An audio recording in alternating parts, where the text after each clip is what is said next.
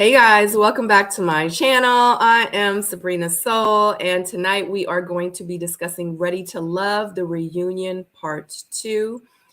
I'm so glad. I haven't been this glad about something in a really long time. And I just want to say that I am glad that I'm able to share this moment with some of my favorite people, my panelists, and of course, my soulmates and you guys in the chat. Shout out to you guys. I know y'all are going to be live tonight because we got some things to talk about. But before we get started, you guys know I like to go around the room and have everyone introduce themselves, let them know where you're from. And if you got anything going on, definitely let them know that too. We're going to start with Tyrone, P.O., and then Stacy. What's going on, everybody? Tyrone Wilson from Ready to Love, DC. Always a pleasure being here every week. Sabrina done dug into me a lot and motivated me, so I will be putting out my season review most likely Thursday, if not tomorrow. So be on the lookout for that. Always a pleasure. You know how it is. Let's get it. Yeah. All right. What's going on, y'all? You already know what it is. 100 sightings on IG. Yo, listen, tonight I'm representing my own merch. I love it. Thank you. Yeah, this is my own merch. You know what I mean? I'm about to do a good hard launch on it. So, I'll keep y'all up to speed when that really takes off. But yeah, I would stand up and do a whole twirl, but we don't get that much time. So Stacy B. Hey everybody, it's Stacy B from season 3, the first, the one that was in the city of Houston. Because y'all know our count is off. I always get confused because Tyrone just said 4. So I normally say 4, so now I had to go back to 3. Wait a minute, I thought we were 5. Somebody just said 4. Were we 4? I thought we were 5. Well, y'all was we were 4. We were 4. Yeah, we were 5. But y'all are technically 5. Correct. Right. Because of the resort. Right. But it's crazy because like on all of our communications, it was like season 4.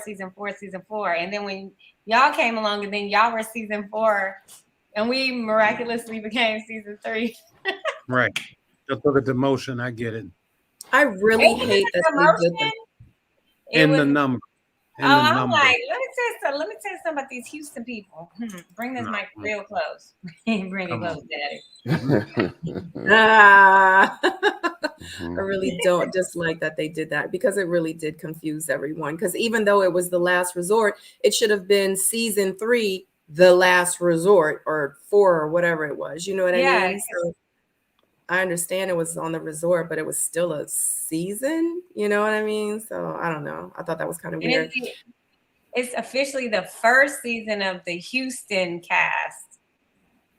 And then I'm the second season of the Houston cast. So it's kind of confusing, but oh well. We've had this conversation for how many seasons now? I say the same thing.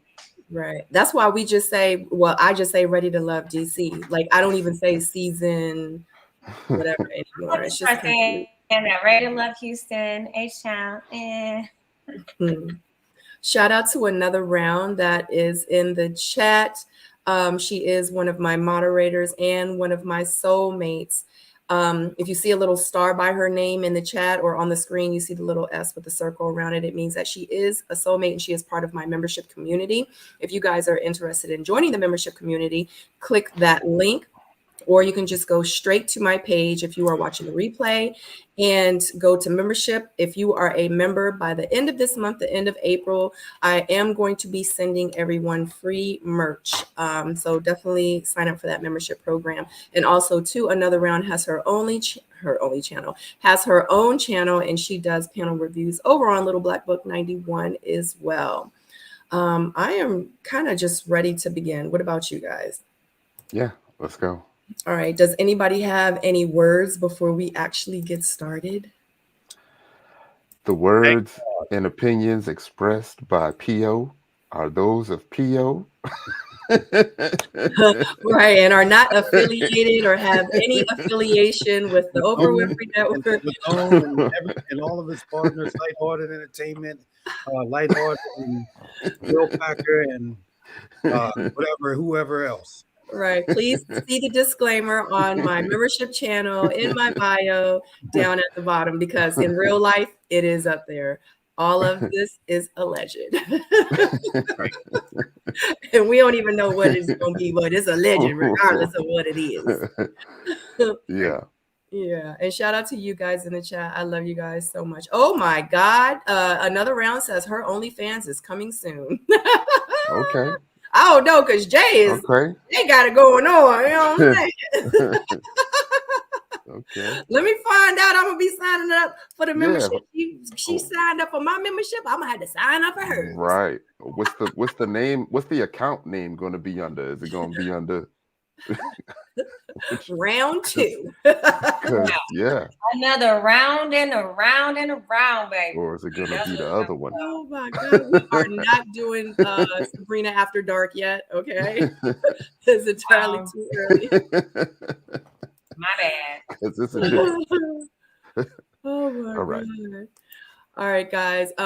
You know that like last reunion, just because it's entirely too much for me to share in my notes, and I'm not trying to be reading my notes to death to you guys all night. So what I'm going to do is I'm literally going to play the clips. I'm not going to play the whole video necessarily, but you will be able to hear, instead of me reading the scene, you'll be able to hear it. I might switch back and forth to show some footage so you guys kind of know what scene that is, and then we will be discussing it. I actually have my screenshots in the phone, but you know what? I don't think I'm going to pull my screenshots out tonight, because I feel like that this is going to be a very, very quick review, honestly. And other than that, y'all ready to begin?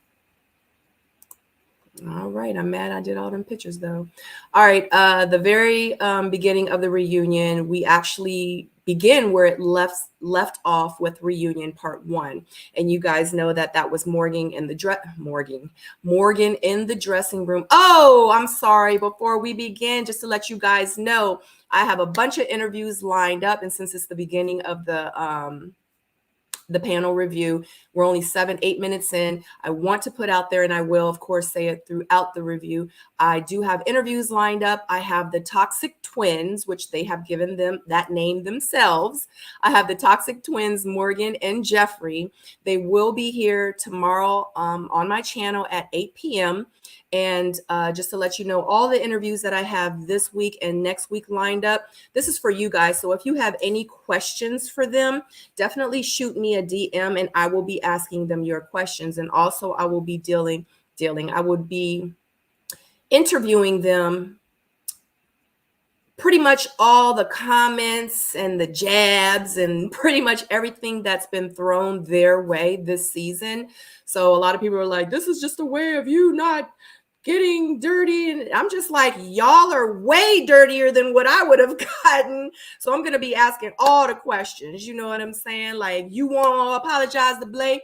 You know, Jeffrey, like, what's going on? Like, are you a man or no? Like, people want to know. So those are the kind of questions that I'm going to be asking them. And they're going to be your questions, the questions I've been seeing all over social media. So if you personally have any questions, DM me your questions and I will ask them your questions. So we got Morgan and Jeffrey on Tuesday. We have Anthony on Wednesday, Lyndon on Thursday. We have Z on Friday. And then the next week, we're going to probably start it with Cynthia. All right. Thank you so much, guys. So Morgan is in the dressing room upset and addresses Tony. And that's where we begin. Can y'all hear it? Can you hear it now? You all right? Come on. Y'all need to know what y'all was up against. I was about to say, bring it on.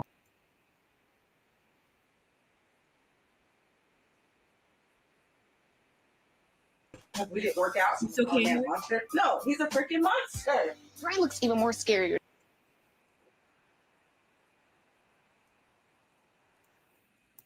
So when I take it off the screen, you guys can't hear it? No. No.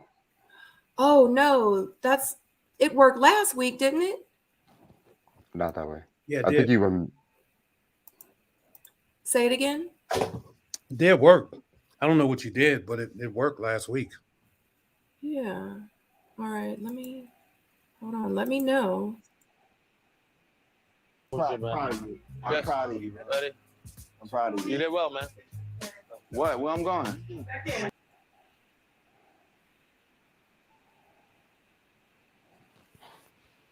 No.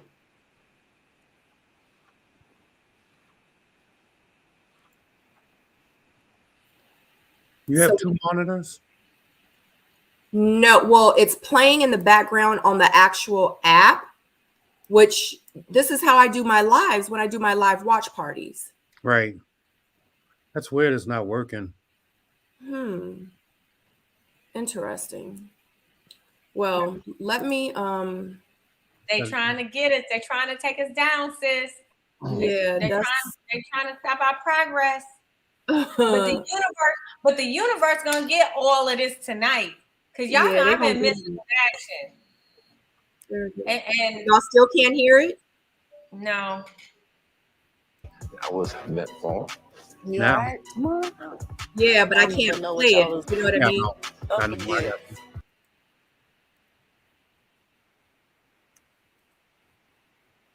No. Nah. Ray looks even more scarier to me. And the way they up each other's asses, I can't. You okay? Yeah, man. Hey, I'm proud of you, man. I see you holding a Yeah, I'm composure, proud, man. proud of you. I'm Yes. proud of you, Buddy, I'm proud of you you. did well, man. What? Where I'm going?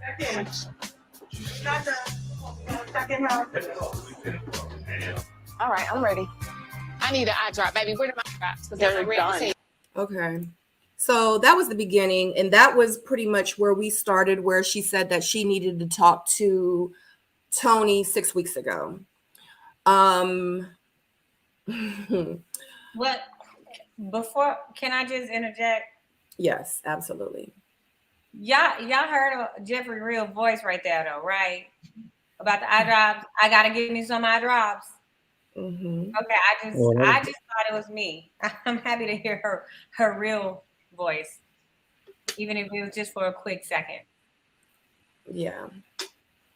That's actually going to be one of the questions that I have for Jeffrey tomorrow night is on the show. We heard sweet, dainty, you know, and a lot of people are like, that's your real voice. Like, what possessed you to, you know, have this voice and then switch it up to that voice for the reunion? Because the voice that, and I've been seeing it everywhere, the voice that we heard at the reunion is not the voice that we've heard like throughout the season. So I'm really interested in seeing, you know, what she has to say. And I'm sure you, the viewers, you know, would love to know too. So Well, this I know right how- here, this is not my regular voice. My regular voice is like, yeah, what's up, baby? oh, I don't want to scare people. Not, So, you know what I mean? not somebody from Bebe's Kids.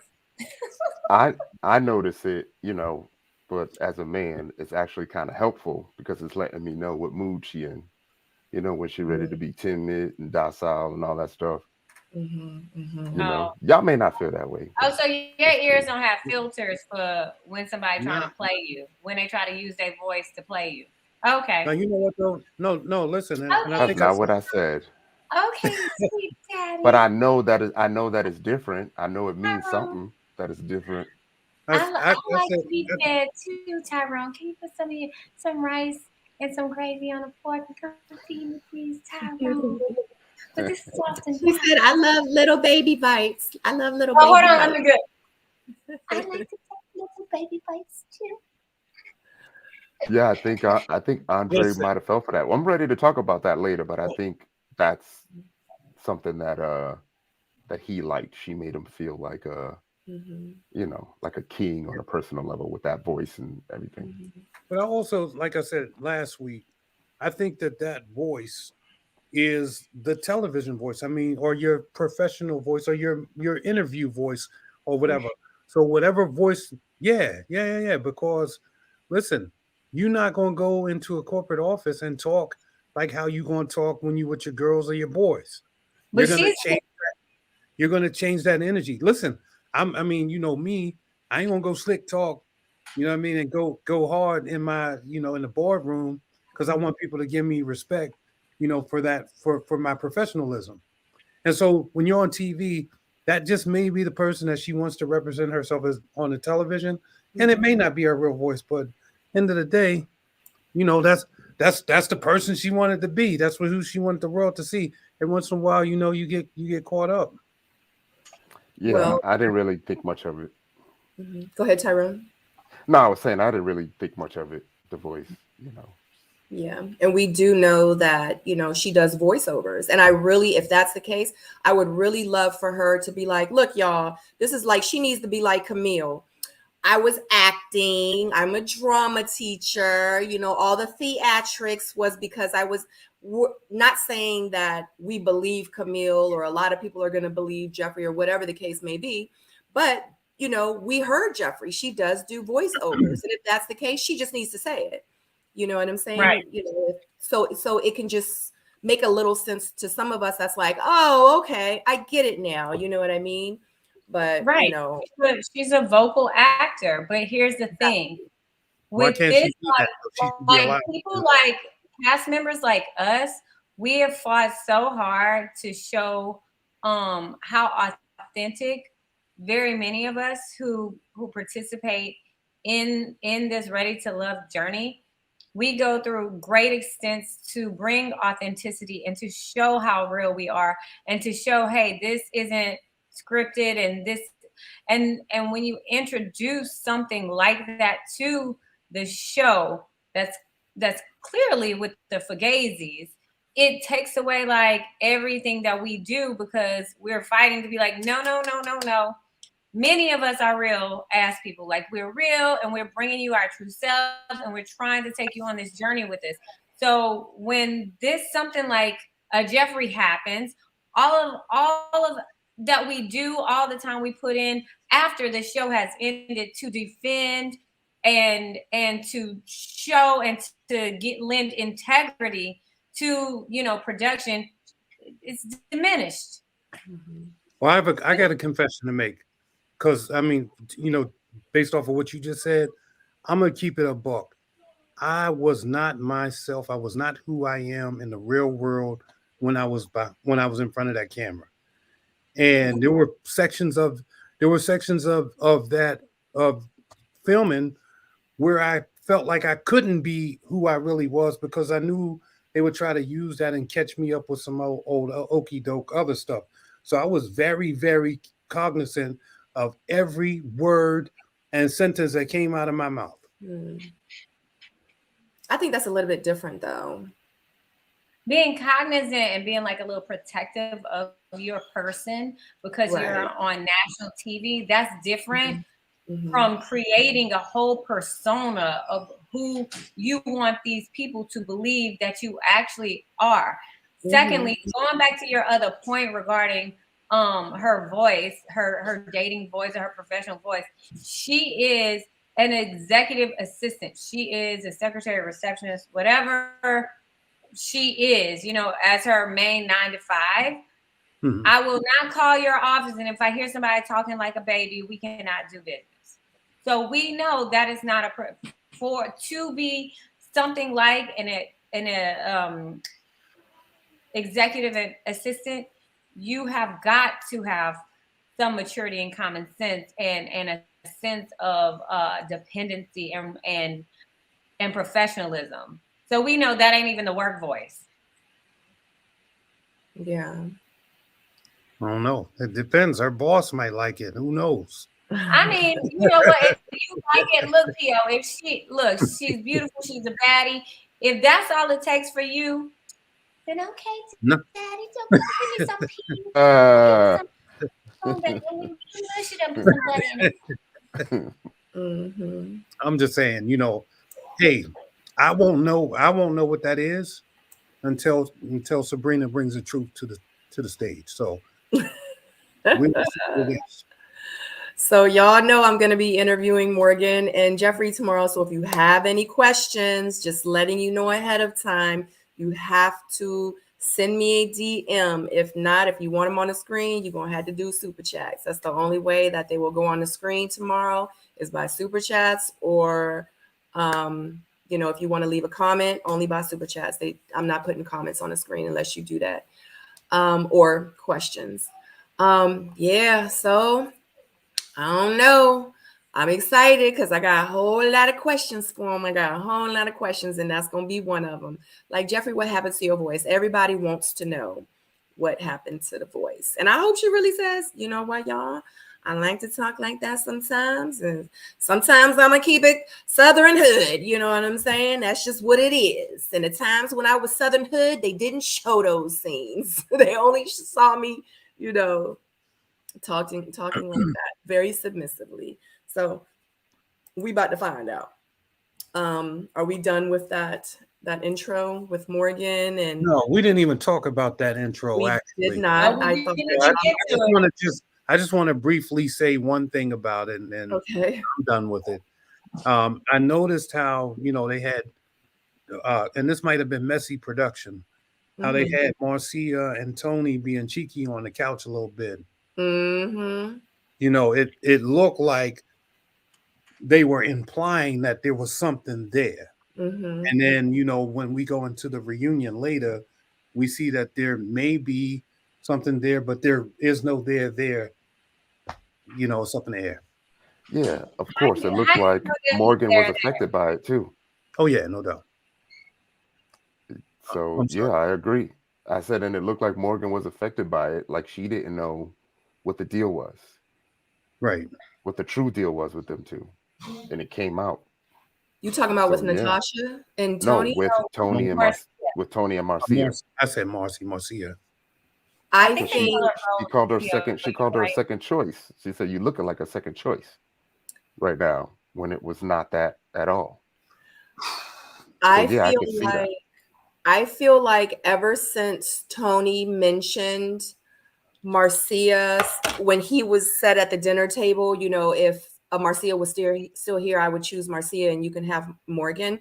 I feel like ever since then, it hit something inside of Morgan. You know what I mean? So, because I know, like, usually anytime like she brings up Morgan, it's a little like, I'm not gonna say animosity, but I'm gonna say like it's a little something there that kind of triggers her. You know what I mean? So, I mean, and I get it, because I wish my man would say he was going to be with another woman and you could have, you could have Morgan, and he just give me away to the wolves and he going to pick. If I heard, I'm going to keep it 100. If I was that woman, I would be kind of touched too, you know? So, but now how she addresses, I'm not saying that how she addresses Marcy is okay or whatever the case may be, and how, you know, whatever anger she has, she's throwing it to Marcia. I'm not saying that that's right. All I'm saying is like, I can understand her frustrations, but she needs to throw that to Tony and not to Marcia. You know what I mean? So, right. Well, Tony was looking very petty with it. Like, I feel like that was just like a card he had to play. And we know why Morgan is triggered by it, because Lyndon told us at the table on the retreat, if Marcy would still be here, he would have ushered you on over here to me, honey. And that's what it was. She sees so clearly she's really not she's like a Uno second choice. Like reverse, draw two, go back to one. That's what Marcy is. She the ultimate Uno reverse card.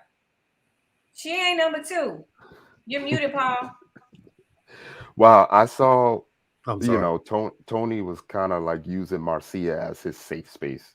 That's what I was going to say. That's what it looked like. Marcia was his safe space. She was willing to give that to him since they were on this friendship level. We did see this reaction towards Marcia earlier when they were on the date together. Like, I don't even think she looked at Marcia. I don't even think she even talked to Marcia on that date from what we seen. And then also, I think in the confessionals afterwards, she expressed that she wasn't too happy seeing Marcia there. So there was a little something there, you know, the whole time. Mm-hmm. Yeah. Yeah, I think Tony felt comfortable when he knew he had a couple of, you know, dime shorties waiting for him to select them. He needed a safe space. He needed it though. So it looked like he was trying to hide, really. I think it is so cute that you guys came tonight ready to defend your brethren when Tony is full of shit and what he was doing. Oh, can I say that?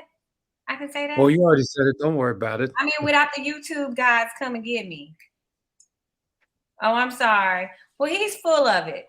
He's full of it, and he was playing, and he was trying to play two cards because he also let it slip out that him and Marcia go on little Wednesday date nights. Well, date days for her pina coladas and stuff.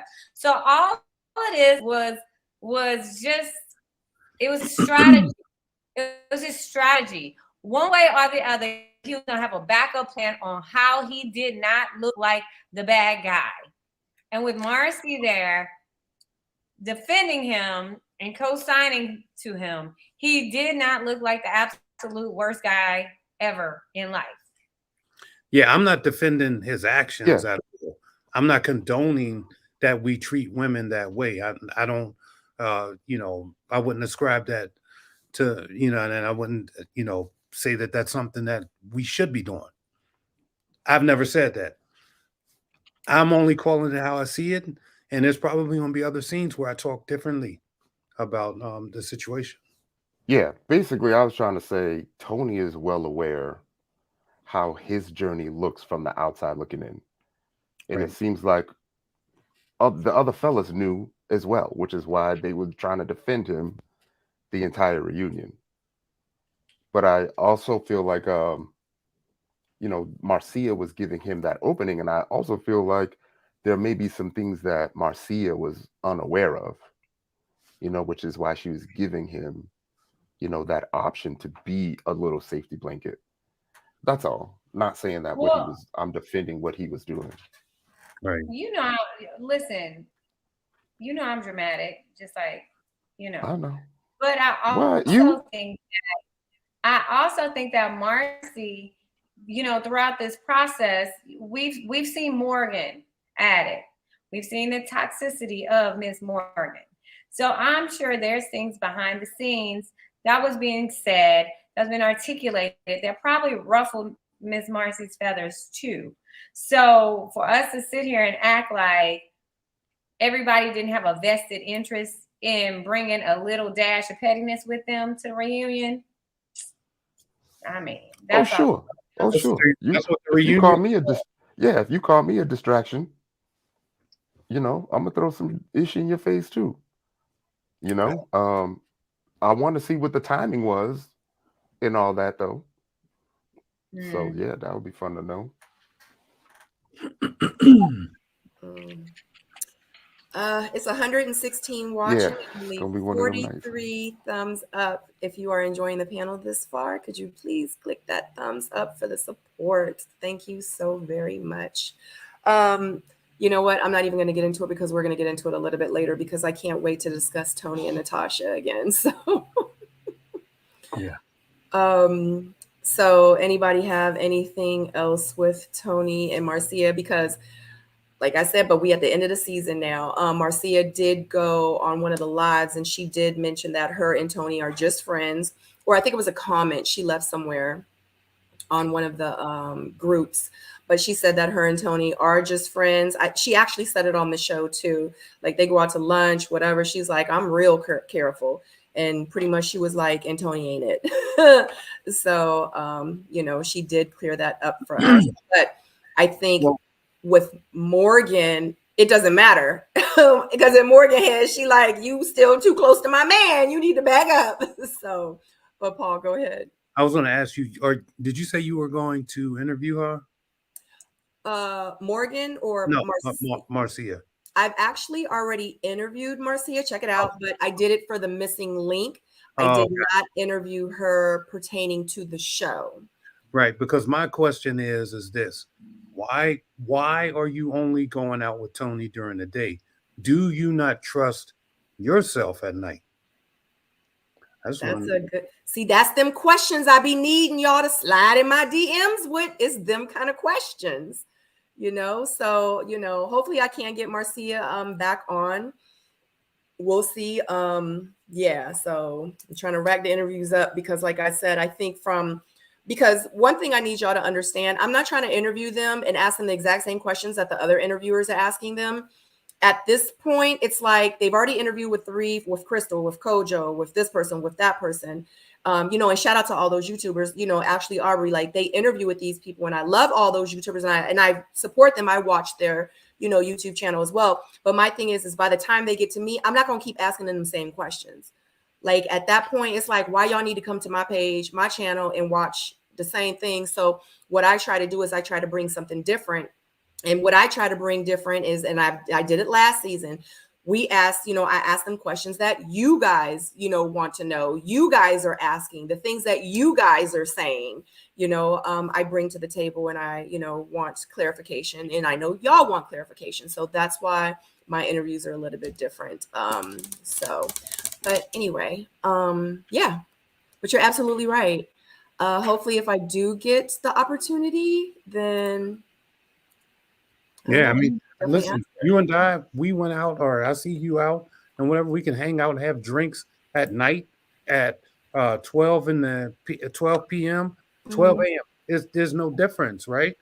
So at the end of the day, if you got him platonic or in a platonic space, it shouldn't matter if it's 8:30 a.m. or p.m. You right. Yeah, What it matters. There's an It doesn't obvious attraction there, right? Like she said Well, it yes. early. She says, I really like it here, right? When she was talking about Tony that's and true. her connection.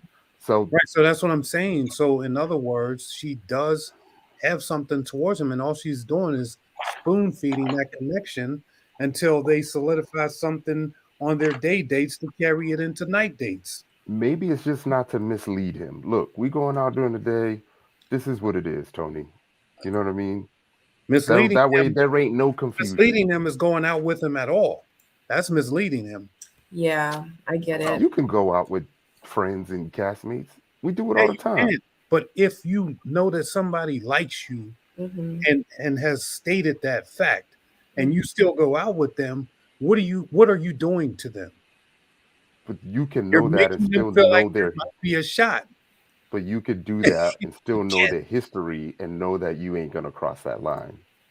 It doesn't matter though, because you know how, especially when you have a true alpha or a hunter that's going to be like, one of these days she going to slip. We gonna have a couple extra Long Islands or whatever. That's what all men hope. Come on, Paul. You know that is. You know that you have castmates that you wouldn't even try it with, even though you dated all of them. You technically dated all of them. Yeah, but I don't have any romantic feelings for none of them. You understand what I'm saying? So I could go out with them. Okay. I know. I'm like, I'm gonna let the men talk. I mean, both of y'all have valid points, but because I'm gonna keep it 100, me and Tyrone, we have been out during the day, we have been out during the night, we have been out 3 o'clock in the morning, and I have ended up on his couch past that. You know what I'm saying? So it's like, I get it, you know, and nothing's never happened, you know, except for that one. No, I'm just joking. You know, but it's like, I get it. And, you know, and of course, in the beginning, there was some type of, but we're just like really good friends, you know what I mean? And nothing's never happened. But I get what you're saying, Tyrone, because at the end of the day, we still adults, you know, and the fact that she did find him attractive and that, you know, and someone said it in the chat, like your question is absolutely valid. You know what I mean? Like, what is the difference? Like, why won't you go? Because she specifically said, we go out during the day. You know what I'm saying? So it's like, well, why won't you go at it? Now, like, I kind of want to know now, too. I didn't really think about it like that until actually you said it, P.O. Right. So, she's stuck. Yeah, she's. I'll finish saying what she was about to say. Basically, Paul is saying everything is cool, but Sabrina know not to ask Tyrone for Korean food past 10 p.m. Is that what you're trying to say, Paul? Right on. I missed it. It went way over my head. What y'all say? I got you, Paul. I got you. I got you. Stacey B, you need to just go on and reboot. Yeah. Hopefully she will. She did say she had like a delay or something. Yeah. Yeah. Yeah. Oh, Capricorn Moon Goddess says Tyrone and Tony are not the same, though. This is true. That is a great point. Tony be on the move, man. He be on the move like the lease is up. I don't know. And then he even said it. Like he said it. Yeah, I came here. I enjoyed my journey. Yep. It is what it is. Yeah. I mean, I would enjoy all of the splendor, you know, if I didn't have to take accountability for it. You know what I'm saying? Yeah. Yeah, because he had a situationship with Marcia. He had a situationship with Natasha. And even though we know that Tony and Marcia's only friends, he's still hanging out and spending time with Marcia. So that's kind of a something ship. You know what I'm saying? So yeah, it's beyond courtship. Yeah. So Tony's the man right now. You know what I'm saying? Yeah. So Tony, man, I mean, people want to call him toxic or aggressive or whatever the case may be, but it looked like to me Tony's winning. So, hey, Tony, man, write the book. Write the book, baby. Look, what they say, don't hate the player, hate the game. That's what it looked like to me. And I can't hate on it. I ain't mad at it. I ain't mad. No. Oh, Stacey, you back? What were you about to say? Because Tyrone and P.O. kind of commentated and said what they thought you were going to say, but we would like to hear from you. I couldn't hear what they were saying because, you know. Yeah, you were froze. Don't worry about what they said. What were you about to say, girl? Well, what I was saying is it seems like she knows herself because it seems like she has to set a boundary for herself. And maybe that isn't about Tony, it's about her. Like, I know, like, I'm really not a heavy generator. So if I'm going to be out at night, I'm going to be drinking sometimes, or we're going to be doing other stuff. Like, you know, it's going to be out. We're going to be having a good time. I mean, me and my girlfriends, we do it all the time. And so sometimes if you know that at night, if it's at other venues and other things that you do, you might not want to be, you know, in a space where you're drinking and stuff. So, and then day drinking, you still have other things to do during the day. So you set your limits and you go about your life after 5 o'clock. You know what I mean? Mm-hmm. So that might be, to me, that might be what, you know, what her life I'm gonna tell you what it is. I mean, let me just give it to you raw right here. And please 8 o'clock, an 8 o'clock hug, an 8 p.m. hug don't hit the same way as an 8 a.m. hug, right? They hit totally different. At 8 p.m.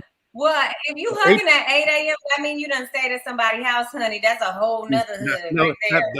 that might just be a good morning, hello, how you doing hug. But at 8 o'clock, 9 o'clock p.m. hug, that's a little different. You know, especially after I see at 8 a.m. slept over here. Nah, because you know you might be at work and you see your best friend. Hey, girl, you give him a hug or something like that. You know what I'm saying? So you talking about that 10:30 a.m. Don't matter. The point is that a 10 a.m. hug and a 10 p.m. hug, they just don't hit the same. Period. And she knows that. It ain't even about him because look, his 10 and his 8 a.m. and his 10 p.m. hug mean the same all day, every day. Yeah. It's her. I was about to say, enlighten us, Paul. How do they hit?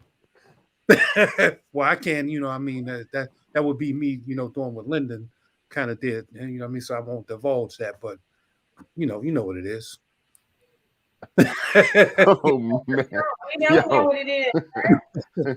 You know, we might wild out a little bit tonight. It's the last one of the season.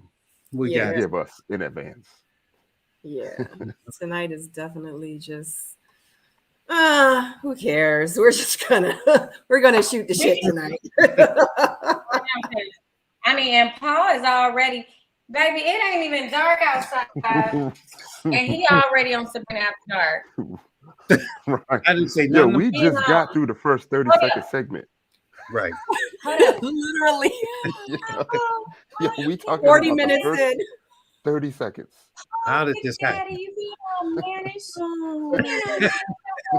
We still Yes, at my production trying to sit everybody down. We didn't even make it out the dressing room right now. Right. All these distractions. Come on. Oh my We're God. still touching up our makeup right now. What are we doing? Oh my God. Lord have mercy. Y'all are hilarious. Okay. God, I was about to say, are we done with that scene? I don't even know what we're talking about at this point. Moving forward. All right. The next scene, they show clips of the getaway, and Lyndon begins to explain about him and Tony and pretty much fighting for Morgan's affection and the blow up at the dinner table. And Morgan explains and calls Marcia a distraction. They exchange words, etc. So that's where we're at, and that's what we are about to listen to. This was for Morgan, and the last thing I wanted to do was make her feel uncomfortable. Like walking in and seeing us playing pool, we were fighting for her affection. Right. But after she left the table and started crying, it was, it was like, yeah, this is really affecting her. You know what I mean? This is tough. Right. So let me ask this. So after the heated discussion at the dinner table, Oh, give Morgan a break. did your mind change about your connection? It just made it even harder, because Tony had a lot of red flags, whereas Lyndon didn't. Lyndon did certain things that let me know it was not just, a simple crush, but he and I shared a lot of time together, Tony. Right. And I feel like I gave him maybe too much grace. He says things that he doesn't mean at the moment, but was there some validity to it? Yeah, I felt like Marcia would have been a good distraction for him while I was able to I'm not a explore. distraction. No shade, sweetheart, but you definitely would have been, because he would have had somebody else to entertain. I said, but I'm not a distraction. Oh. Okay. Hey, Tyrone, you didn't get all your rings, bro. So you need to do some jumping jacks, get up and do something. Well, because my third one's at 1,000 calories. That's why. Oh, okay. Mm-hmm. Now that part is out the way. What's going on right here? What's happening? She's insane. What's happening? No. Because as I was saying, had Marcia been there, he would have had a distraction, and it wouldn't have been so much focus.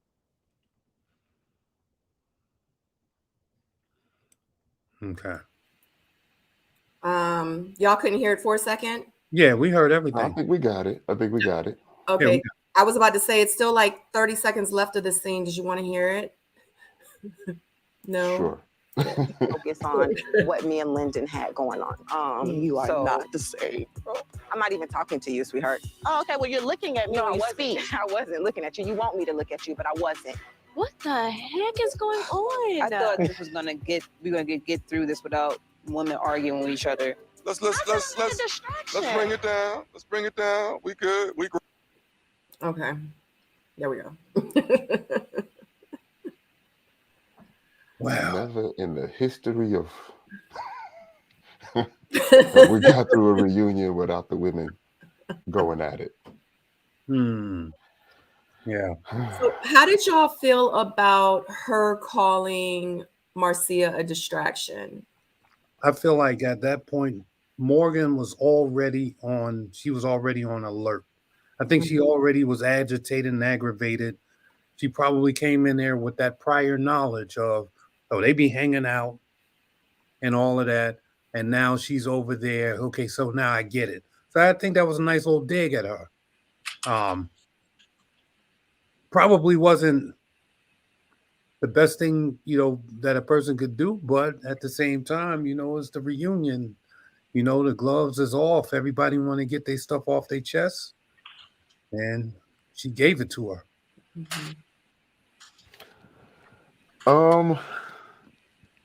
So I think we've been saying this for weeks, right? Where we feel like, we don't know if Morgan is emotionally aware of what she's saying and how it comes across, especially when she feels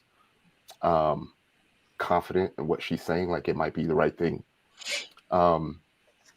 Even when Marcia corrected her, she doubled down, tripled down on the fact that she called this girl a distraction. So I'm thinking on a subconscious level, hold on one second.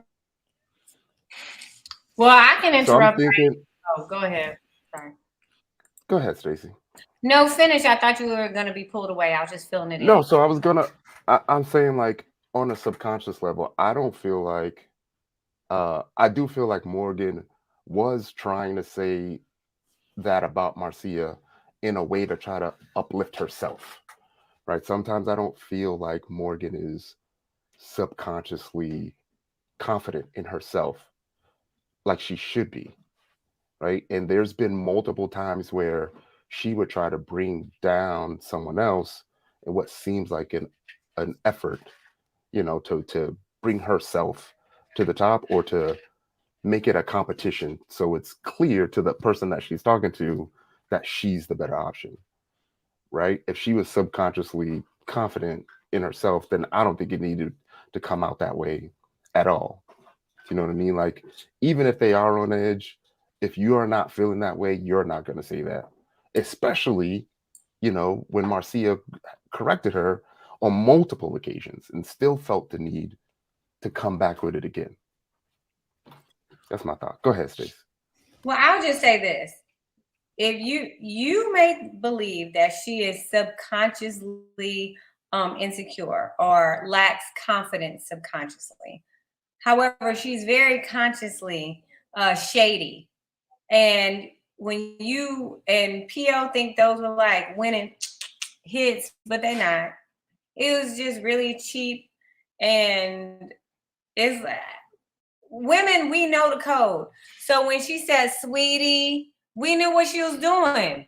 We know that condescending word, sweetie, at the end of a sentence. We know what you're doing. But as Marcy said, hey, boo, I wasn't a distraction because I don't want them like that. And I think that's what's missed from this exchange. Marcy just told her twice, look, baby girl, he might have been distracted by me, but I am no distraction from you. You know, and I think that goes back to Morgan taking accountability for how she is. Like, at her big grown age, sister, come on now, let's tighten it up. Because degrading and dragging other women and you're a second choice and all the other negative things she said about other women, again, to go with you, Ty, if she subconsciously lacks confidence, she consciously throws shades and degrading language to other people, and that's just not okay. So I feel like, Stacey, you're kind of, I'm kind of on leaning towards what you're saying, but I feel like Morgan is this type of person. When she's upset and when she's pissed off and she's on 10, it's all bets are off and you're going to catch it. I don't feel like thinking about it. I'm going to just give it to you and worry about it later. She just seems like, you know, kind of an annihilator type of person. But that's toxic. That's not healthy. I mean, that's nowhere near healthy. I'm not saying that it's healthy. I'm not saying that it's the way that you're supposed to treat people. I mean, it just seems like the type of person that she is when she gets there, all bets are off and you're going to feel it. But she's there to begin with. This is someone who I mean, it ain't even like Freaking Frack. Like, we were harmless, non-toxic, just fun besties on the show. This is, y'all coined a whole toxic. You labeled yourself as toxic. Like, Freaking Frack, the network production gave us that. We went out here looking for some tagline or some hook to go as. Y'all coined yourself the bottoms of the bottom as far as emotional maturity and relational maturity. Toxicity is not a good thing. And when you hang your hat on that, then I have a right as a viewer to look at everything you say sideways and be like, girl, come on, you at your big grown age, because she and I are around the same age. Every Yeah, season, I was just going to say, just real quick, every season, since your season, Freaking Frack, there's always some sort of alumni or group or people that come together and call themselves something, right? You had like the brown skin squad or whatever, brown skin girls, and then you had the Freaking Frack, and then you had the petty. We did I'm not just call saying. I'm just saying you had the petty mob from my season. You know, there's always. But PO, look at who you're talking about. Look at what it represents. No, I'm not saying. I'm not. Listen, I'm not saying that. Terms. And they didn't give themselves their name. Like the Brown Girls Club, they gave themselves that name. Right. The Toxic Twins. And look how it looked. And looked at the shenanigans that was expressed through that, through that label. That's not okay. Right. I just wanted to finish my thought and say that people probably call themselves that, right? Or call themselves or take the names that people call them and own it, right? And try to squeeze the negative out of the make a negative out of the make a positive out of the negative. Into the negative. Yeah. Right. So, and that's actually what they said. Mm-hmm. Right. I think that kind of, you know, was where they was going. But who knows? Mm-hmm. We'll know tomorrow. Stacey B's like, check out the interview tomorrow night. Please get the answer for me for tomorrow, because, you know, it's so hard for us as Black women to constantly fight through some of these stereotypes and these labels. And when we are constantly, like you can say that you're trying to rewrite the definition and own it and give it a new direction. But at the end of the day, we're tired. Like, we always got to fight some stereotype, and then you have certain factions of us who glorify the foolishness. That we got to fight harder to prove that we're not toxic, that we got to break all these. We're not even trying to break generational curses no more. We're trying to break current curses, these current invented foolishness like these women are doing. We can't even focus on how messed up Tony was acting because we got to talk about this toxicity. Right, but I have one question for you. Got me hot. I'm having a hot flash or something. That's good, because it's just going to get hotter after I ask you this question. Now, because I don't know if I put deodorant don't make me musty. That's all right. I can't. This ain't smell-o-vision, so we can't smell you. Right. So my question is this: you have people like Michael Strahan, right, who's been probably called bucktooth, gap tooth, quarter mouth, slot machine, everything, right? And he's probably had to go through a certain level of bullying or all of this stuff. Over time, though, when he made a name, when he got his stuff together, he owned that, right? So what I'm asking you is, my question is being called toxic and all of that stuff all the time by the people, how should they handle that? I think that's different, Paul. Like, his buck teeth don't bring no harm to nobody else. You know what I mean? Like, okay, if he's owning that, he said he don't even want to get it fixed because that's what makes him him. Yeah. What I was really trying to lean towards is why this behavior is that way, right? I feel like Morgan's beautiful. She got it going on. She's a star, but I'm wondering how much Morgan truly believes that about herself at a subconscious level, as opposed to, it seems like she needs to hear it come out of her mouth so she can believe it. Do you know what I mean? She needs a child. It's as if she needs to force that on other people so they believe it too. When I feel like if you're that confident in yourself, you wouldn't even have to go there. I've seen women like that before, right? And I feel like it's not that she doesn't believe that. I just think that probably in past relationships that she had to take so much hurt that all of that pain turns into guardedness. So she might be on guard and ready to go, before before you get her. It's like, I'm not going to let this happen to me again. Yeah, so I ain't want to go there because I don't really know her past, but I mean, I'm thinking the same thing. There is something that I feel that's going on that's really, really deep there that I'm hoping and praying that she's able to address and get past it. That's just how I feel. Like I feel like I've seen this before. I almost feel like I've lived that before. Like I had an entire alter ego that I needed to keep myself uplifted. Right. So listen, if you walked out the door and you knew every time you opened the front door you was going to get slapped, would you keep going through the front door, or would you go through the back door and then come up and slap the person behind you? You know what I'm saying? Like, that's different. Come up, like you saw it last year. Like in your season, there was a particular person that felt the need to prove that he was above the other men, right? So I kept saying, what the initial start with? Person. So I was saying, I think that there's something really deeper there. Put it in the back chat. Making him constantly come off that way. Even in jokes, even in jest, you know what I mean? And I kept saying, I think that's a little bit too much.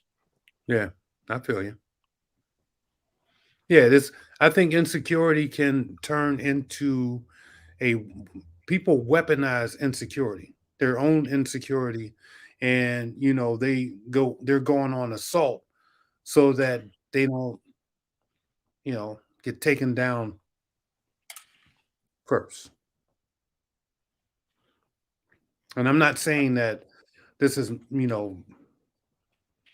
what she's actually doing, but like I said, I've seen that type of style of person before.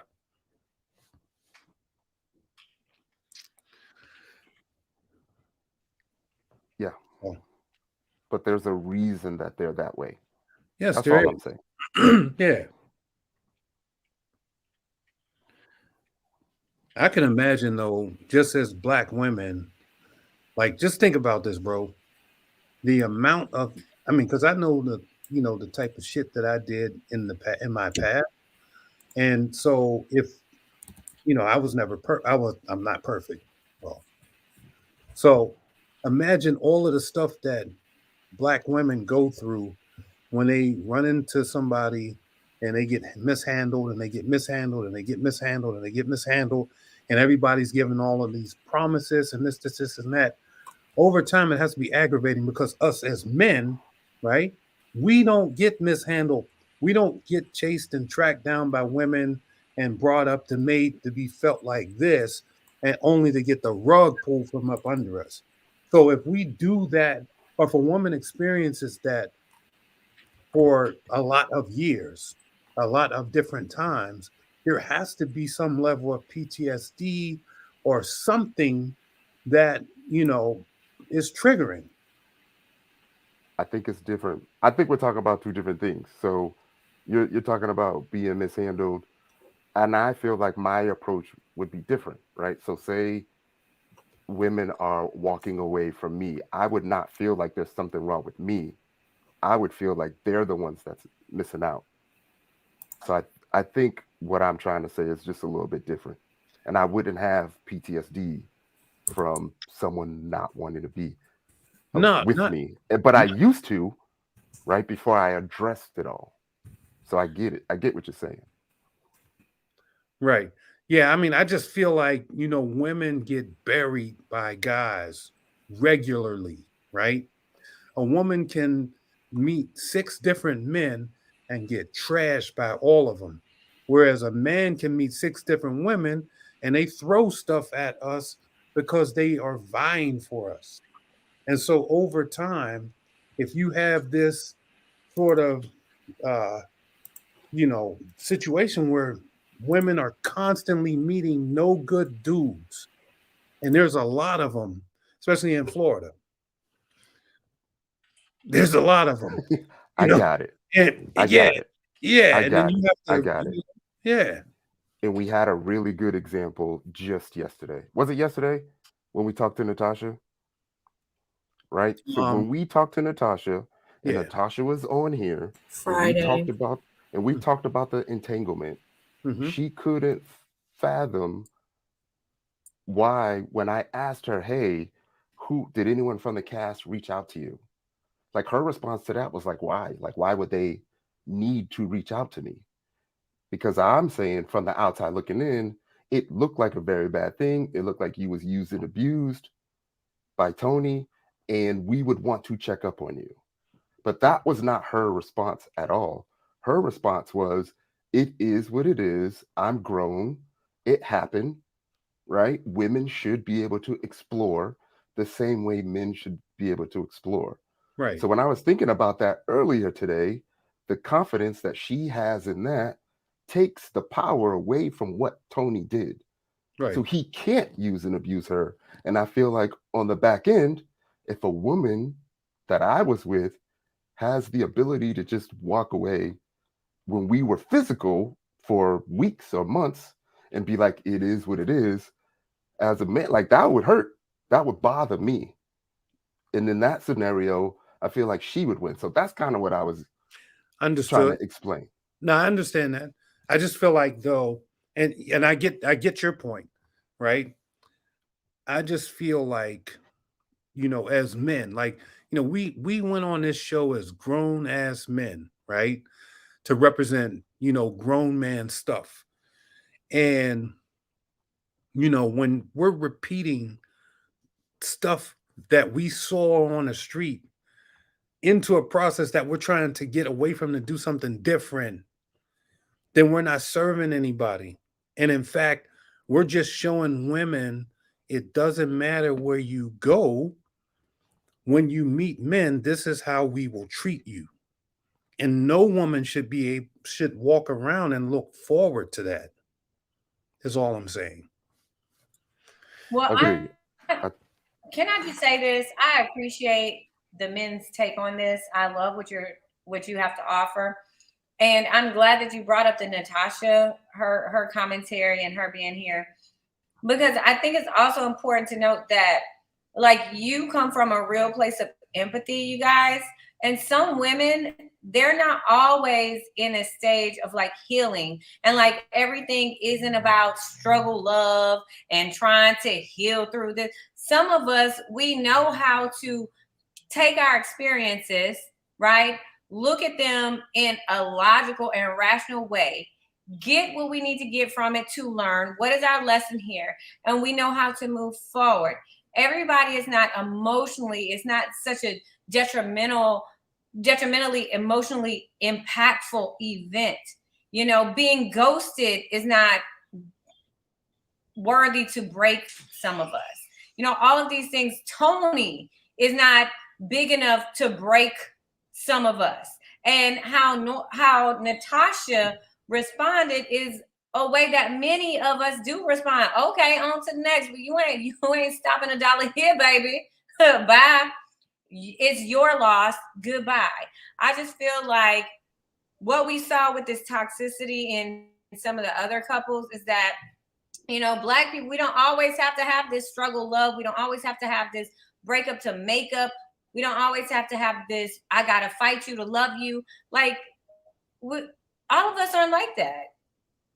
And I mean, I can appreciate you guys trying to look for some emotional out, some psychological out for her, some therapeutic way out of the toxicity. But at the same time, we women, we got to deal with crazy women all the time. Not like crazy, so I'm not offending anybody who is that, but I'm saying we got to deal with different situations and that people throw at us all the time.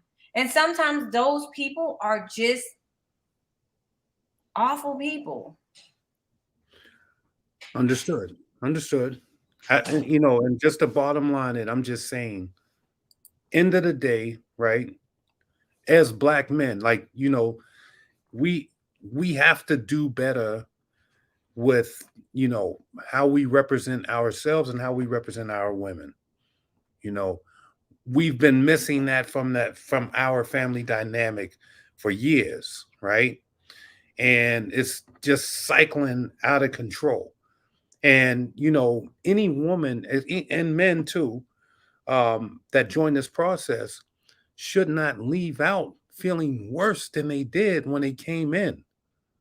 They shouldn't do it. That shouldn't happen. They should be happy to have the experience of going on TV, you know, having a good time and meeting good people and whatever, and having good experiences. They should not feel like crap. They shouldn't be fighting each other. They shouldn't have to go to therapy because they Exactly. were treated a certain way by people. You know, that's just not cool. So That's exactly why I said, I hate to cut you off, P.O., but that's all good. you're absolutely right. Because when I was on that bridge with Walter and I said this was not a good time for me, that's exactly what I meant, because it was Game of Thrones. Like I had to dodge and weave like women's words, you know, like almost hands, you know what I'm saying? But it was bad. It was a bad experience. And I think what they tried to do, especially with the way that they treated, and I can't speak on anyone else's journey, but the way that they treated me and how they spoke to me, it was like they were trying to knock me down every time they saw me to try to make me feel low. Had I been someone that's weak, I would have brought low. I would have left crying. I would have been upset. I would not have had the strength to stand up for myself, because I'm telling you, their jabs were hard. Their words were bad. They were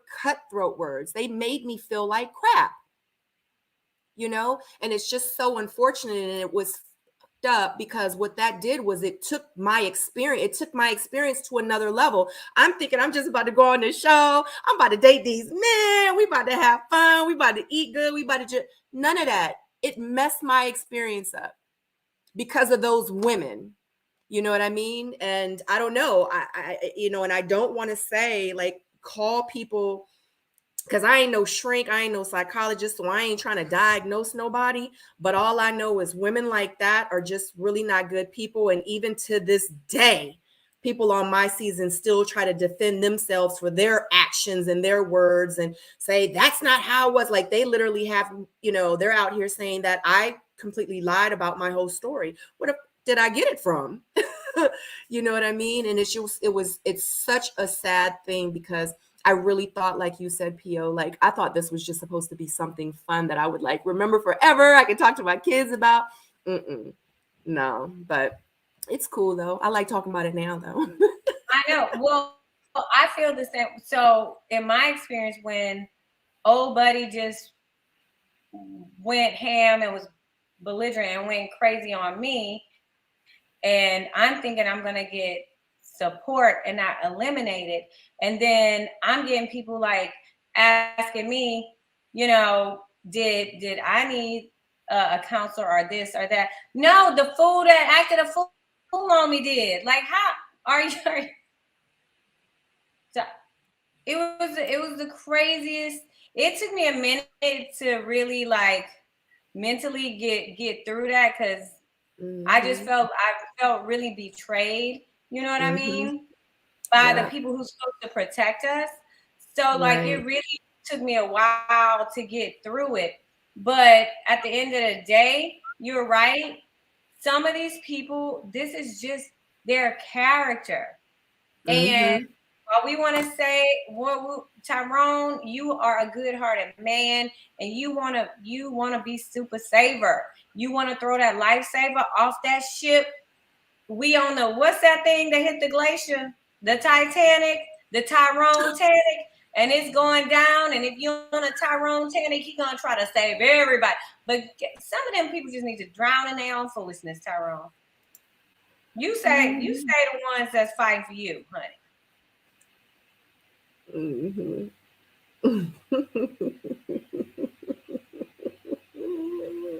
Oh, I'm not on mute. Wow. Love you, bye. Wow. Stacey, tell them how you really feel. Wow.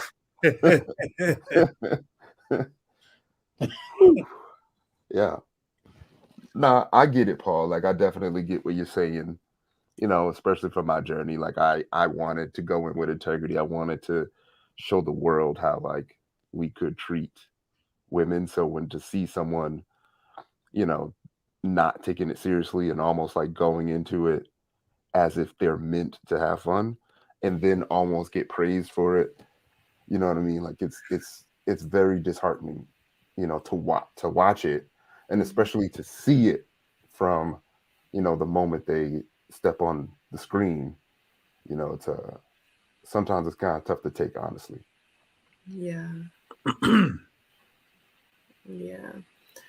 Oh God, man. So this was one of the questions I have for actually Jeffrey is, were you really there for love?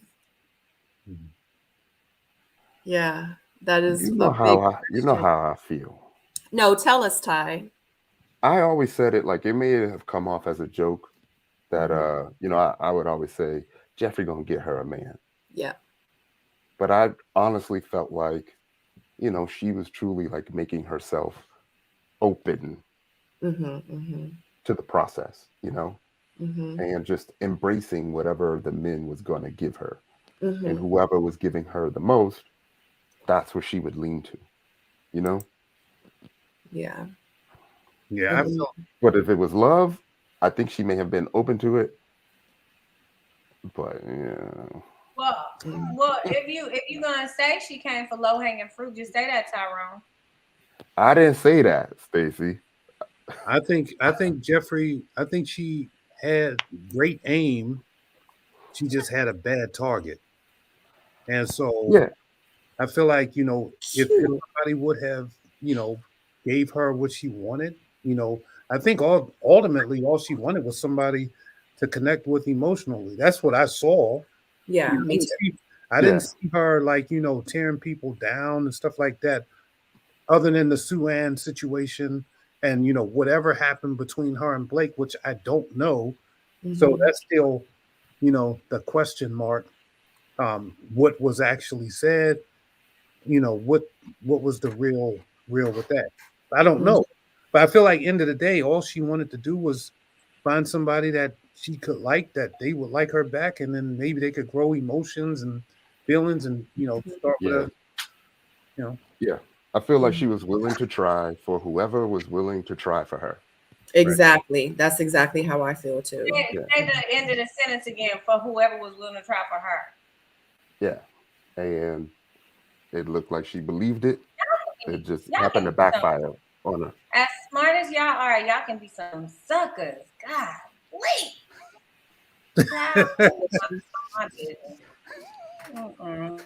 What we did wrong?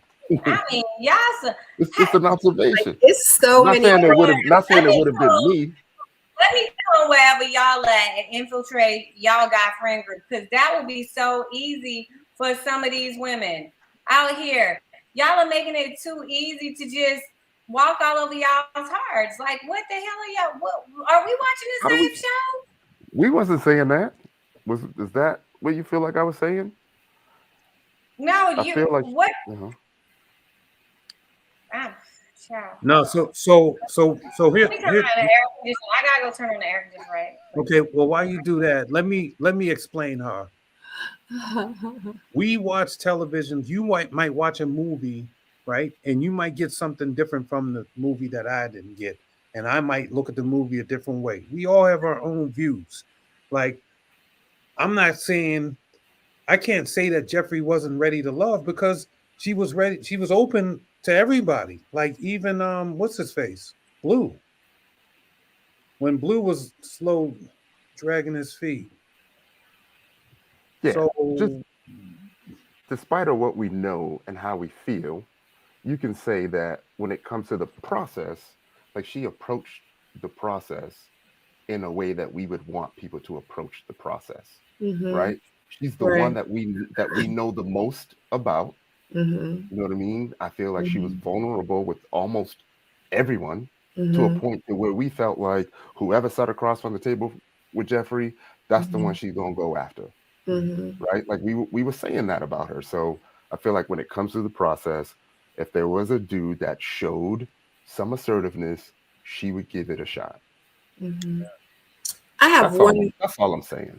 I have one more question, and I said that I was going to approach this a little bit differently, just because I do have my interviews with them, but I want to ask you guys' opinion, and you guys can also put this in the chat and let me know how you feel. But I honestly want to know why people are so upset and mad at Jeffrey.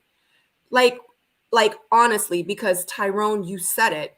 She came in, she was open. I'm not saying she was everyone's cup of tea. It might have been some things with her personality, her getting in this thing with her leggings, her baby voice. Like, I get all those things. Ain't nobody perfect. Can't nobody go and be like, I'm gonna say, oh, you're perfect. Everything about you is perfect. Your voice is amazing. Your hair is great, girl. You know what I'm saying? Your beard is like that. Like, ain't nobody perfect. So my thing is like you said, Tyrone, she came in transparent. She came in, she talked about her Crohn's disease. She came in and talked about her kid's father and about them not being in her life. She came in and said exactly like what she expected of, these men. And like, I'm just like, okay, I get it. But it's so many people out here that's calling her toxic and and it's like, I'm not taking up for it. I just kind of want a better understanding of how you guys are feeling. And also too, this is like a little bit of what is the word? A little bit of context for my interview tomorrow. Okay, let me tell y'all this. I think Jeffrey is a beautiful woman. When I first saw when the cast was revealed in the show, the very first episode, and all that came on, I was like, oh, she's gorgeous. Like, oh, I like it. Like, oh my gosh. But you just said that everything that turns my stomach, that not like turns my stomach. I'm not going harsh because I'm in a place where I can be corrected. Maybe I'm wrong. Maybe I'm just rubbed wrong. You know what I mean? However, if I'm going to date, right? If I am open as a woman in my womanness, every conversation is not going to be something that demands sympathy from you. This is my sickness. I have this going on. Oh, because last season, the first season of Miami, when the lady with the flowers, when she kept talking about stuff, it was a problem. She was a problem, right? So we're gonna be, for the sake of being consistent, just because Jeffrey is a super attractive, beautiful, intelligent woman, doesn't mean that she is above people critiquing her as well. Oh my, woe is me, my kids, woe is me, my Crohn's disease, woe is me, the dad, woe is me, single mom. So that is what turned me off. And it may do that for me because I'm a single mom of 3 kids who work hard, and I don't use, my experiences with my children, life, with any illnesses as a crutch. When I'm putting myself in a place to be my authentic self, I want you to know. And things that we don't know a lot about Jeffrey, we just know a lot about her circumstances. That's it. So that's my only issue. I'm not against her by any means, and I feel like it's so disappointing that like a lot of people have been able to manipulate this fine line between like critique and I don't understand this or I don't relate to this, to like, oh, they hating on her, they don't like her. No, I never said that. I don't know the lady. So I'll tell you this. Here's what it is. The way that this show works is they show you the personalities. They program people when they first start watching the show, right? And so the first thing that they did was they showed us the coarse sides of Jeffrey. I didn't really like Jeffrey in the first couple of episodes. And then she started to change, right? And then I started to like root for her because I'm like, oh, okay, she's actually cool. Like there's not like she's not dogging the guys. She's not talking crap to the guys as and being a beautiful woman. She wasn't conceited or any of that. I didn't see those sides. But they started her out in the show having, you know, sort of the Blake tension and then the Sue-Ann tension. And they focused so much on that that they made us look at her and say, yeah, you know, you messing with Blake, you're doing this, you're doing that. But true in all, I didn't see her do anything, you know, that would be super off-putting. Whoever she wants to be on camera, voice-wise, have at it. I mean, that's just, you know, you do what you do. And I think a lot of times too, we don't give people the opportunity to be expressive or express themselves, right? So maybe that's just who she is as a person, right? She has kids. Maybe she, you know, has that sort of personality because she has kids. Who knows? It doesn't, like, to me, that didn't take away from the fact that she came there and was open and ready to, you know, start something or find her person or share her life and be vulnerable with the men that was approaching her. That didn't affect any of that at all. None of it. Yeah. Clearly it affected it to the point that ain't none of them with her. Well, but these are the flaws in the men. There's flaws on both sides. There's flaws on both sides, and you can't act like it's not. The man picked her at the end of the show. He chose her, and then said, "I want a refund after the show's cameras went off." Come on, man. Tyrone, what were you about to say? Yeah, so just to go backwards, you know, like I was saying, I feel like she was willing to give it a shot with anyone who showed, you know, some effort. Andre showed some effort. Unfortunately, some things had happened. He had a change of heart for whatever reason. Still don't think we've got down to the bottom of that. I feel like some of the things that we learned about her was because, you know, they were asking and then she was opening up. And then when we learned all of those things, it was because, you know, things were starting to get serious with the connections, right? Where she mentioned the Crohn's, it was almost like it went over Mark Anthony's head. Like he ain't even understand the seriousness of it all. And I feel like she was just opening up on some things that she may feel like she may be slighted for, even though you may not see it as a slight, like kids, whatever. She may feel like it's a slight. So it's almost like she's got to get that out right away so they can determine how they're going to move from that. And now that she got it out, if they still like her, then maybe that's her way of kind of vetting the men on who she should give her attention to. And the reason why I'm saying that is because, you know, I felt like for me personally, I wanted to give that person all of me. So I ended up talking about my PTSD on my first date. And there was a lot of people kind of complaining about that, saying that's too early. And I'm sure that there may have been other men with PTSD being like, oh, look at this dude trying to use his PTSD as sympathy. You know, a lot of people have PTSD when that's not the case. I'm just trying to give you me, and I know that there have been situations where, you know, that's not necessarily something that other people want to deal with, right? But if I have a flaw, if I have a perceived flaw that may be my most major flaw, I'm going to tell you what it is right away. So if you're able to deal with that, now I know there's a chance that I can move forward with you. Thank you, Q Browning. Sorry. So like, for instance, with Blake, there's people that was willing to hear Blake out when he said what he said about his kids. Mercedes said, yeah, tell me about that. You have kids? How do you feel about this 87%? Where Morgan was like, I'm out. Do you know what I mean? So he wasn't trying to use that as sympathy. He was just saying, hey, this is just what it is. Thank you, Cute Browning, for the super chat. Well, it wasn't really a comment, but thank you so much. I appreciate you. Sorry, Tyrone.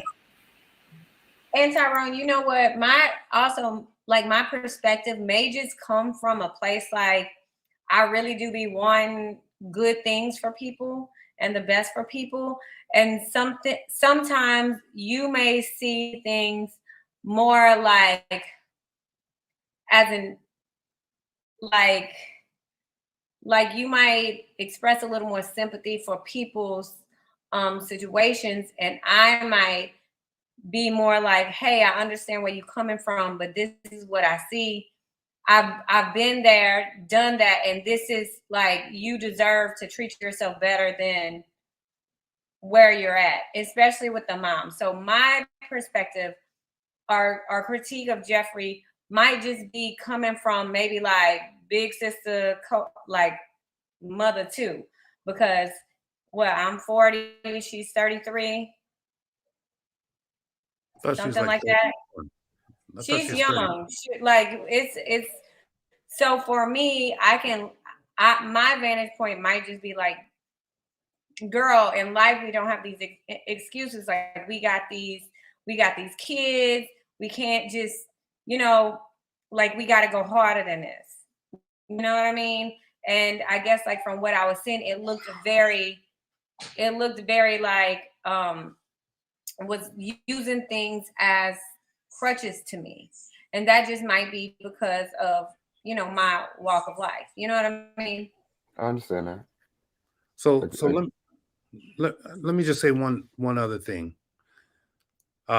Jeffrey is 31 years old, or maybe 32. I don't know, 31, 32, with 3 kids, right?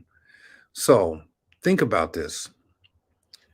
There's a lot of stuff that she probably had to ad lib in her life, right? In other words, you have to grow up fast when you have kids. And I'm assuming that she had those 3 kids probably, when she was a lot younger, right? And so everybody wants her to have this sort of, total package deal coming on TV, and, you should look like this or look like that or whatever. Like she's barely like, reached really, grown woman stats. Not saying that she's not a woman, but I'm just saying, she's young. She's still got life skills and stuff.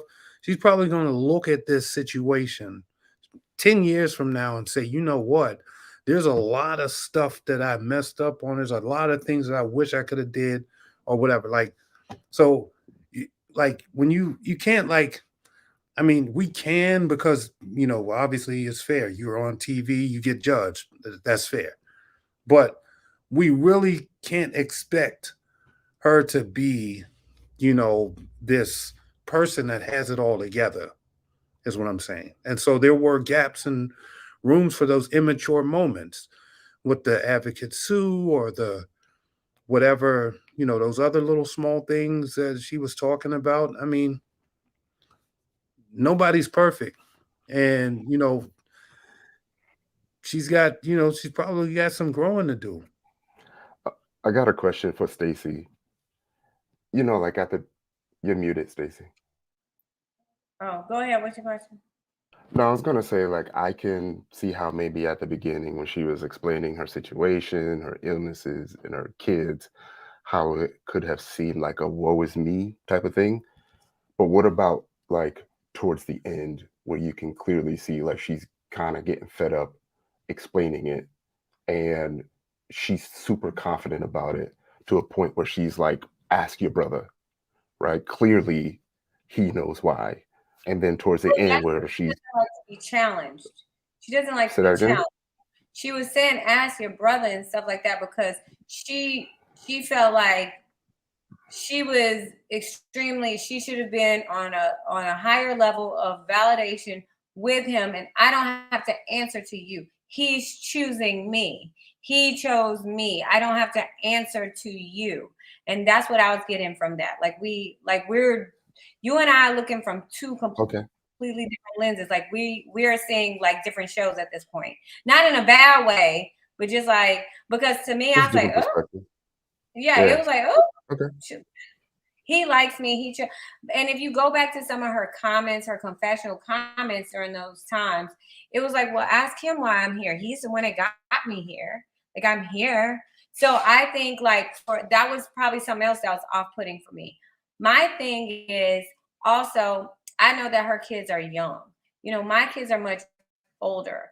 You know, sometimes you need, and to my understanding, and Sabrina, I guess we'll get this from your interview tomorrow. You know, it was my understanding that she was in a longer term relationship, you know, for a long time with some of her kids' father. I think 2 of the kids' father. She was in an extended relationship. So I just I think that what she gave us was all over the place, because she needs time to figure out who she is outside of these situations and these relationships. She went back, like what I didn't like about her was like, all black men do this every day. No, they don't. A lot of men do it every day, but there's a lot of men raising their daughters or their children as well. And there's a lot of good dads who co-parent with the mothers of their kids.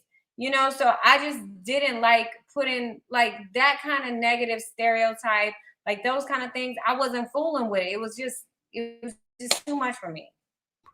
Yeah, and I think that she cleared up that broad brush statement, and actually we heard it where she said, she said from her side. In other words, from her perspective, from her lens, from the situations that she's been in, that's all it's been with black men.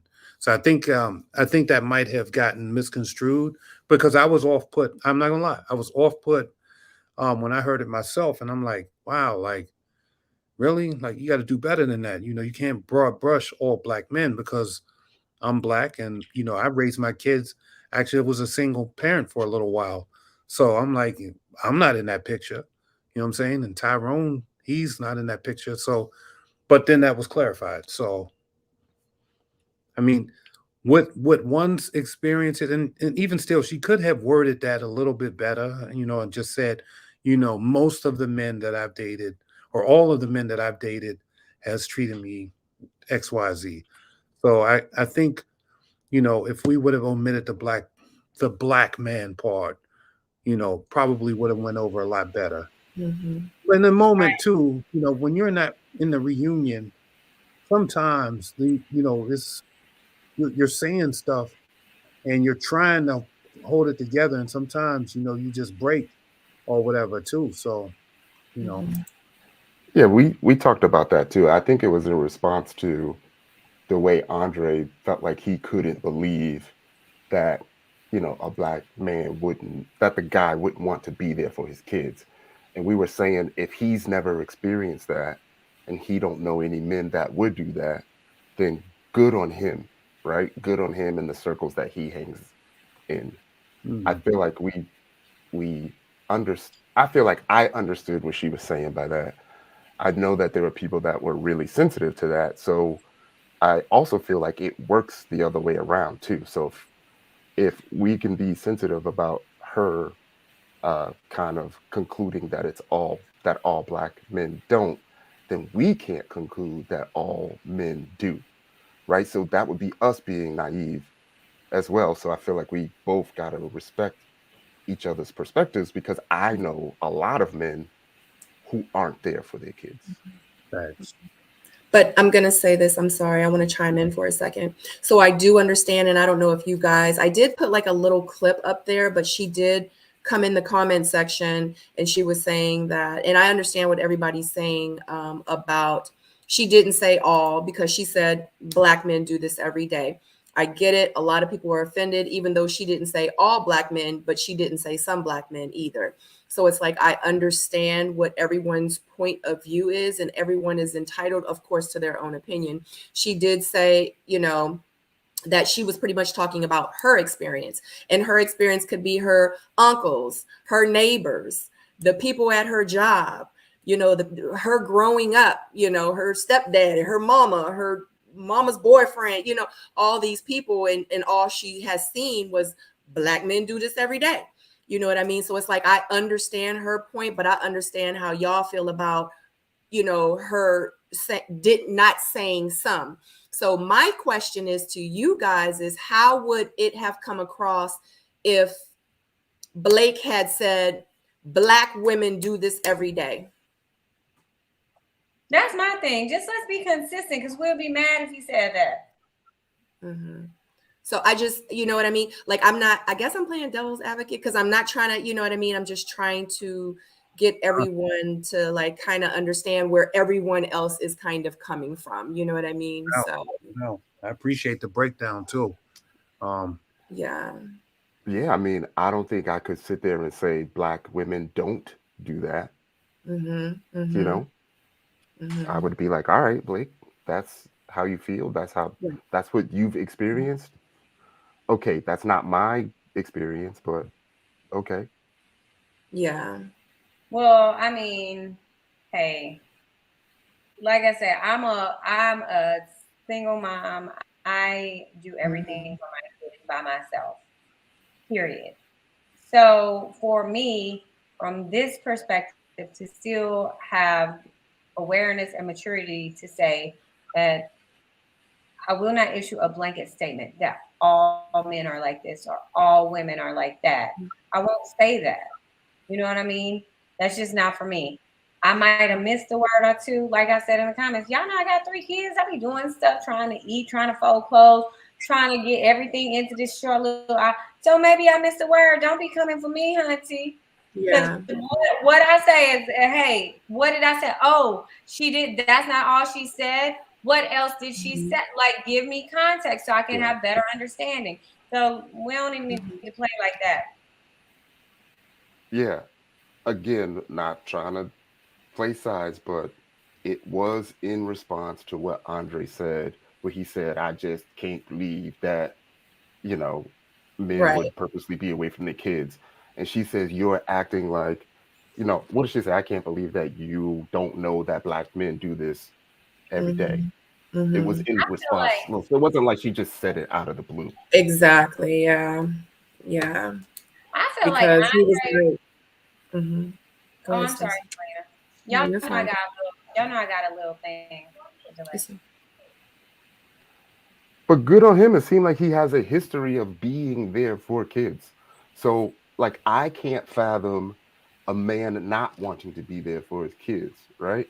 So I can understand where Andre is coming from, but I'm not going to sit here and say like that is totally unbelievable. Do you know what I mean? So can I say this? Oh, good. I'm sorry. Oh, good. So I'm gonna say that I'm gonna say this because I'm a single mom, and you guys know I've been a single mom since conception, you know, and it is what it is. I don't think about the father. I don't think about, you know what I mean. I just think about what I need to do as a mother and to have my daughter's best interest at heart. That's all I think about. I don't dog my daughter's father. I don't talk bad about. I don't.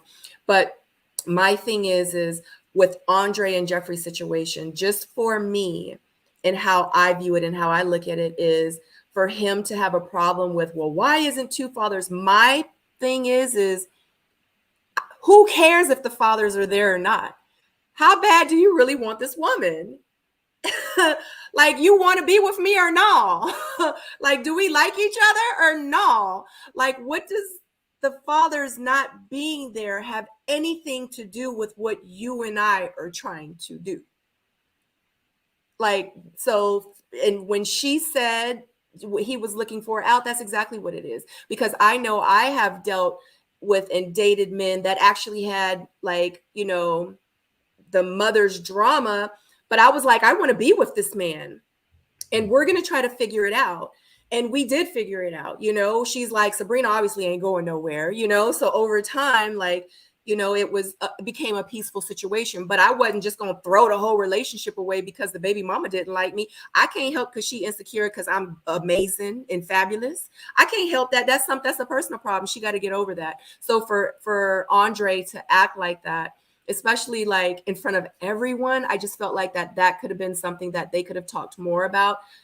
outside of it, but he did say she ghosted him, and she did say that he ghosted her. So I feel like we will never really know. Hopefully I can get some answers tomorrow, but that's just my take on it. I just don't understand why he had to throw the whole relationship away because he didn't know where the fathers was and why they wasn't there. You know what I'm saying? Like, that's crazy to me. But to me, he said, I couldn't get clarity during the process on these issues. But my thing is, then why the hell did you choose her at the end? Right. Why did you choose her? You could have gone in and been like, you know what?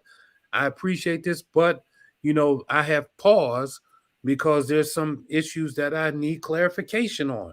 But you don't just throw the whole relationship away. You communicate, you talk. So me and you, we get married, and it's something that's in the back of your mind. But because you don't have the answers to it yet, you like, you know what? I'm just gonna get a divorce. Since I just can't get clarity on the situation, I feel like we just need to go sign the papers.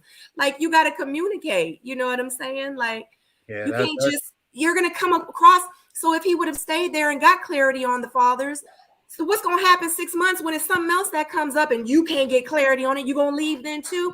So it probably was in Jeffrey's best interest that he didn't stick around, because if he can't stick around because he didn't have clarity and didn't understand and all this other stuff, people make time for what they want to make time for. People invest into what they want to invest in. You know what I'm saying? So it just kind of rubbed me the wrong way or whatever.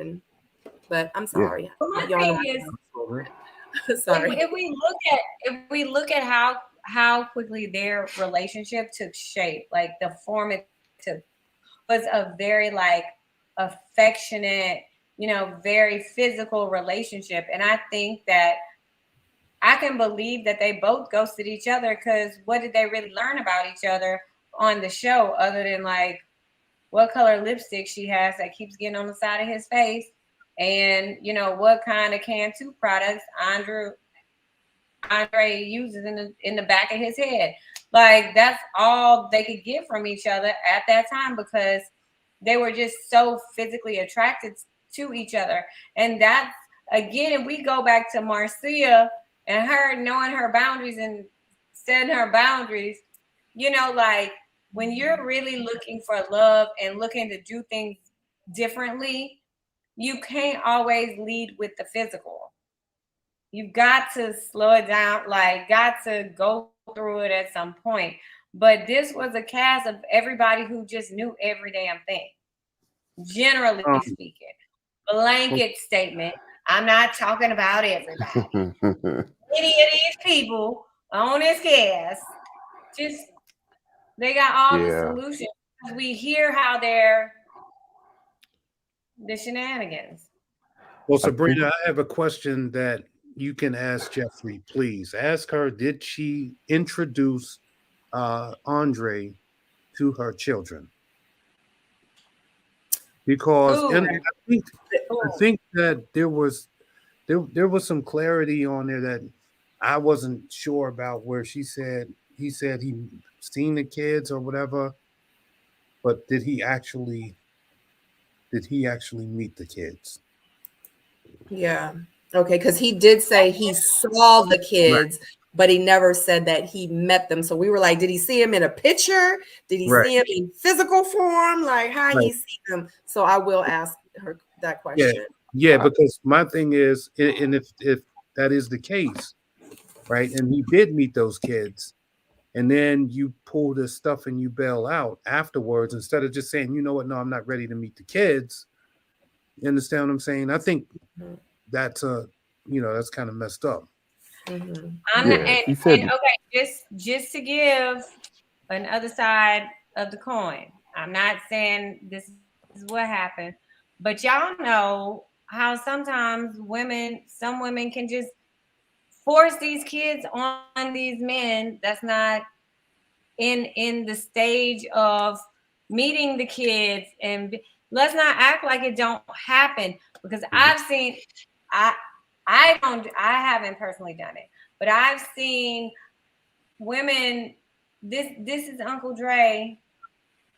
He just gonna come and watch movies with me in my room. Okay, so that's what I'm saying. After but 10 p.m. There was a person on my season that was letting everybody talk to the kid. I ain't never talked to that kid, and I refuse to talk to the kid because I'm not on that. Did you talk to the baby? No, I ain't talked to that baby.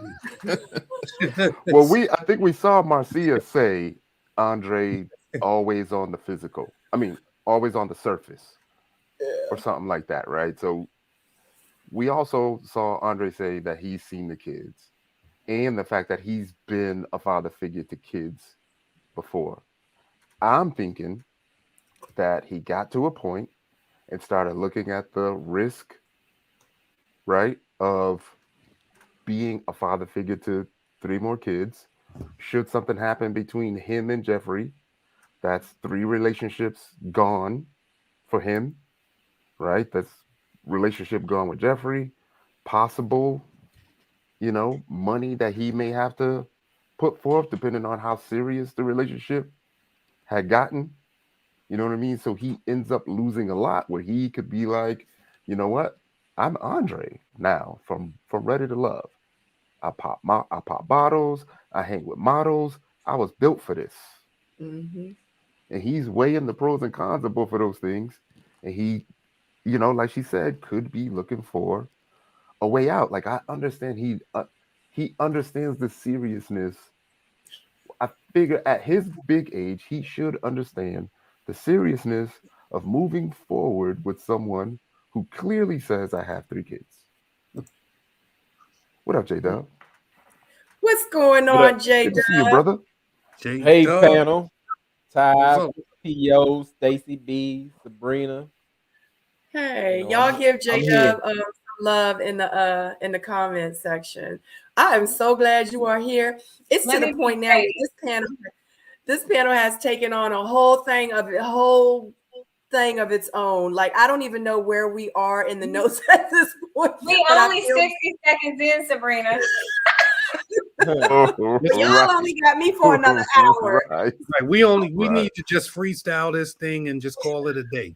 Yeah, I mean, I'm still going, you know what I'm saying? But so I don't know if you know or what time or when you came on, J-Dub, but golly, what are we even talking about? I mean, we're talking about so much, but we're talking about, okay, because God dang it, because it started with Morgan calling Marcia a distraction, and then it just morphosized into Jeffrey and I asked a question. Didn't I ask a question? Y'all help me out.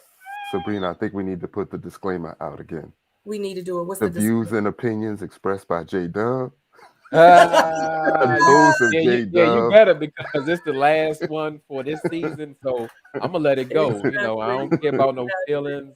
I'm not trying to be nice. I don't get invited to the watch party, so in real life, like J-Dub, I saw him in the Kojo with the interview with Cynthia before we started.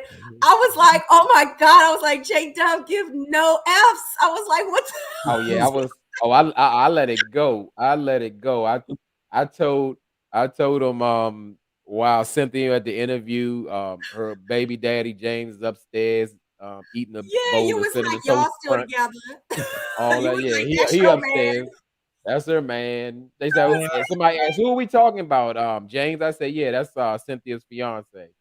Oh my God. Oh my God. Okay. So now that you're on, I guess we can move forward, because we're actually about to talk about Andre and Jeffrey, and they talk about their journey. So the clip is about 2 minutes long. So we've already kind of talked about it. And then we can discuss further, and then we can go ahead and end that scene and move forward to the next. But let me go ahead and play that. I already have it set. She had to make that decision. What's for you is what's for you. Pretty much. Point blank. Jeffrey, what made you trust Andre in the beginning? And do you feel that trust was misplaced? We literally talked about everything that matters. And so my heart trusted that. But at the end of the day, he realized, I think he cared about me, yes. But I think he knew way before the finale, like, hey, right now, I don't think I'm trying to take on Jeffrey, and she has 3 children. I remember him even telling me, like, how are we gonna have time for our kids if I'm being stepdaddy to yours? So if you can't love me and my children, don't even apply. Package deal. Yeah. I shouldn't have to be held in the fire because the fathers aren't present in their lives. I saw a lot of things that she could improve on, which I actually never questioned much about those parts as much as I questioned about other things. Don't make me feel bad or telling me, was there nothing more that I could have done to force a man to be in their child's life? And I was looking at Dre in that finale, I meant everything, you know, so it was hard to have him switch on me like that. It was almost like night and day. Where's your love life right now? I'm single. I'm honestly, in my mind, I'm single until there's a ring on my finger. I'm not interested. I'm not interested in sex. I'm not interested in any of it. My kids are at the forefront of everything. Put a ring on it or hush.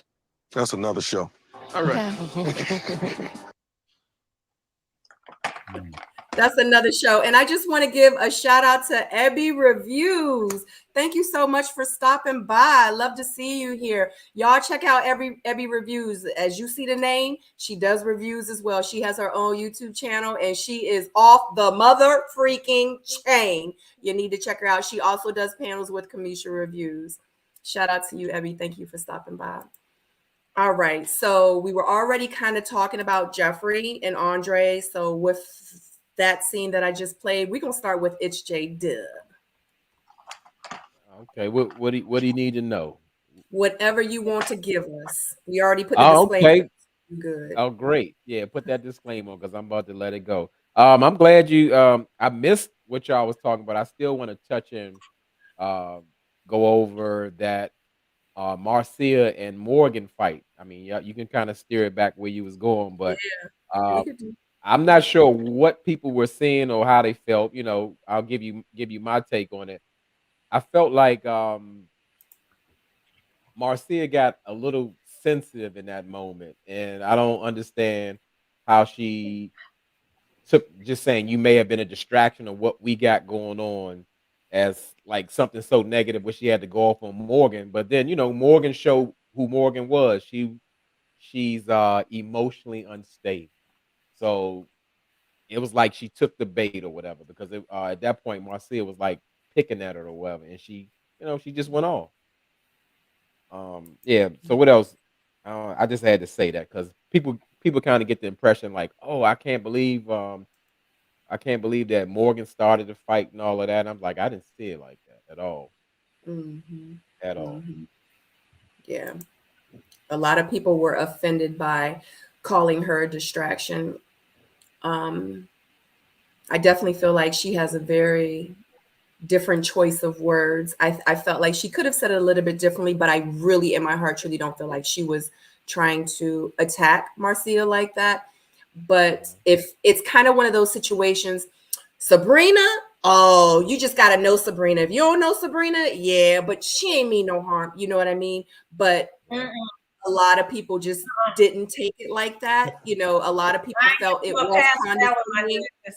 A lot of people did feel like it was passive aggressive. So I've been seeing, you know, both sides of the story. So, or both opinions and the thoughts of it. So. Well, I just looked up distraction and it says a thing that prevents someone from giving full attention to someone else. There's nothing negative about that. Yeah. That's it. It is what it is. So yeah, if she was there, she would have been a distraction. That's because you have common sense. That's because that people just be throwing out words and using them how they want. That had a new. You're a distraction. Like she meant it as in you're a problem. Well, hell, that was accurate as well too. Shit, I stand correct. She know what she meant, and the only thing Morgan said was, "I'm not a distraction." Marcia right? She had to say it 3 times, and then Morgan came back with, "Yeah, that's right, because you weren't there." Right? Yeah. Trying to throw shade on purpose. That's what it was. Yeah. Sweetie. Not Sabrina. Yeah, I hate that sweetheart. Sweetheart. Sabrina. Cousin Brina. Sweetheart. Yes. Sweetie. Come on. Right. I mean, don't get it twisted. Some of the things that Morgan have said, and you know, and y'all know I love me some Morgan, and y'all know I love me some Jeffrey. But when Morgan wrong, Morgan is wrong. Sister Morgan, you was wrong, and I'm gonna tell you wrong. You know what I'm saying? So yeah, the low hanging fruit, y'all know I got upset about that. You know what I'm saying? So when she does say things like that, I'll be like, sis, like, why? You know what I mean? And then I'm thinking to myself, like, girl, you on national TV, you can't say that. Some people love it.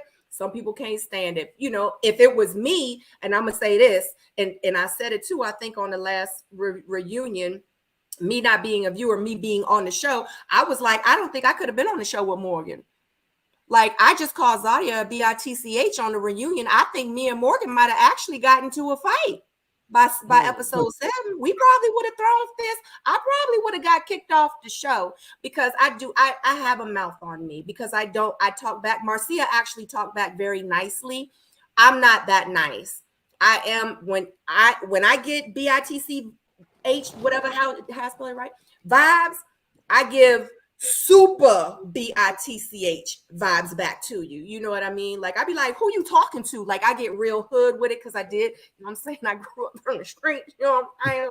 Like, people like, so pretty, but you so gangster. I am, you know, just not about that life, you know. So I just yeah.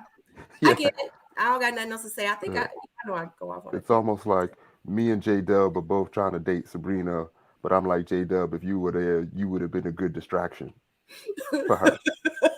Okay. You would have been like, I ain't no.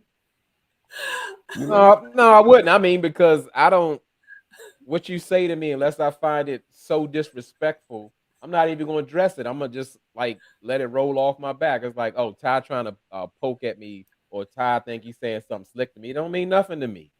It means nothing. Right. It don't mean nothing, but you do know that I'm trying to poke at you. You recognize that's the point. You do know what it is. And well, I mean, go ahead. J-Dub, we're having a failure to communicate because it's trigger women words right here. Honey, sweetie, okay, all of that trigger words. Okay, that'll make somebody pop off. That'll make somebody pop off. SJ says, so you're a Morgan when pushed. I'm worse. I hate to say it, but I am. Morgan is actually an angel compared to how I can be. But, you know, I'm not about that life anymore, though, guys. I'm not. Well, y'all know. Yeah, I mean. I'm just talking about Diamond and tell her get them bones and them rocks together for that bag and shake a little something on them because like, I'm a mom now, you know what I'm saying? I got stuff to lose, but you could have caught me 12 years ago. Catch these hands, I'll get that charge and keep it moving. You know what I'm saying? Well, I ain't about to get nothing. When you got these little Bayou Creole women that know how to shake a bag, baby, and know how to light them color candles and them feathers, baby, tell you what, I don't have to do nothing. Y'all can play with me if y'all want to. Everything will fall off of y'all. Play with it. Play with it. Yeah, I wanted them women to just stand there. I won't need any Nair. I won't need any Nair for that. I got somebody I can call that. Poof, shake a hand, shake a leg. It's out. So, like I say, whether it's a man or a woman, your triggers are your own, and you choose to what you want to engage with. You know, granted, yeah, when I hear them, even a woman ain't talking to me when she's talking that sweetheart, very condescending, but you know she's trying to get at you. So you do have a choice whether you want to engage or not. Because somebody can sit on the panel and say, "Oh, look at Sabrina and Stacey B. Y'all so ugly and the ugliest things." Like, so you like, "Oh, you call me ugly? I'm ugly." Do you believe you ugly? You got to absorb that. You got to accept that. So, I mean, it's a choice. It's all a choice how you want to do it. So that's what I'm gonna leave that at. We on that. I ain't letting nobody call me a distraction on national TV. Tyrone is triggered. My bad. Tyrone, like, say it again. Right, like I feel like especially when I'm trying to correct you nicely, like I'm not a distraction, bro. You know? And then you call me a distraction again, and I'm like, look, bro, I said I'm not a distraction. Right. And then you say it again. Come on, man. I was nice like that, because I would have been like, I'm about to show you what a distraction. You want to see a distraction? You want to see a distraction? Right, I'm about to show you what a distraction can do. But see, you want to jump up and say, I'm gonna show you what a distraction can do. I'm gonna hit my trap phone. I'll be like, Ruby, hey Ruby. Oh my God. You remember what you said about that feather? I got a cold feather. Oh God. It's on and popping. Oh my God. Oh shoot, I got pictures. I like that. We are only on the second segment, right? I don't even know. Yeah. I don't know. I think we went back to the first one. I just think because when we talk about these certain episodes, and since this is the very last reunion, it's the very last, show of, this season, I think we're just kind of all over the place. If it's relevant, we discuss it. You know what I mean? Because I feel like the stuff that we are about to talk about, we've already kind of talked about.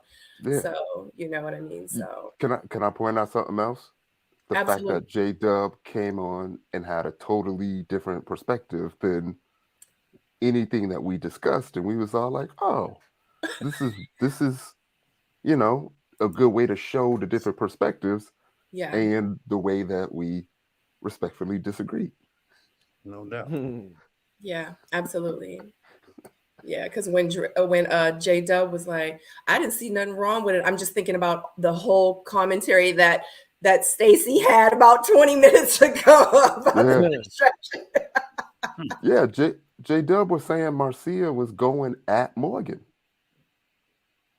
Yeah, I mean, she got overly sensitive about the word, and I mean, like everybody keeps saying, this big grown age, you got to see when people coming for you. You got to see when people trying to bait you or trying to say something that gets at you.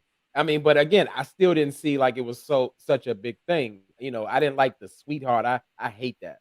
I hate to hear that, and it doesn't have to be referring to me. That I don't like that because it's very condescending. But yeah, why engage? And if she having lunch dates with Tony or whatever, then enjoy that, live in the glory of that, and say, because they stay talking behind Morgan's back or whatever. So yeah, just let it be. Let it be. We Because talked about that too. How y'all really getting upset and all that in real life? That's what they want. They want to see that. They want to see angry black women. They want to see people fighting. That's how if we can freely lose our cool in the real society, we down at the bar, we going to jail. And especially when people got stuff to lose, that don't even make sense by somebody saying words. You gotta, like at this big grown age, you gotta rise above that for real. It's a trap. Yeah. So Capricorn Moon Goddess says, what was Marcy then, if not a distraction or number two? Like, what was she then? I think we clearly know that Marcia was number one, but then I also feel like Marcia was just trying to explain to Morgan that it's probably not what you think it is between me and Tony. That's how I took it, because it seemed like Morgan was approaching it as if Marcia was in the picture, as if Tony went back to Marcia and Marcia accepted that, right? Which is why they had to clear that up at the end. But I don't know if Morgan knew that at the time. She definitely knew. She knew. So she was purposely going at it. I mean, it's some bad blood, and I get that Morgan has an issue because I thought it was low class of Tony. 1 minute, yo, I want to talk to you, and he's trying to get into the dressing room, and then he go sit right on the couch with Marcia and talking shit about Morgan with Marcia. That's dirty. That's low. But you just said it's how you accept it, right? Accept what? What we talking about? I'm just messing with you, J-Dub. Oh, okay. Don't call. What I'm saying, you just said. No, you just said you can know that people are trying to get at you, but you don't have to respond. But now you're saying that it's okay for her to respond because she's sitting on the couch and all this stuff next to Tony. Yeah, I'm just saying that rightfully so, Morgan feels some kind of way, and she knows that her and Marcia and Tony talk about her, and she's still connected with this guy or whatever. And it's a little back and forth kind of nippy kind of thing. They going at it. It's really war, but they're just trying to keep it under wraps. And I'm just saying, when you know that, you gotta kind of know what you're dealing with. I'm just saying, I think it's a lack of character with Tony to kind of be playing both sides. Like, he's so interested in kind of working it out or clarifying it with Morgan, but he'll sit on the couch with Marcia and talk about Morgan to Marcia, and they throwing shots and jokes. That's not cool. If you don't care about Morgan or you got a problem with her, just leave her alone. You don't have to talk to her.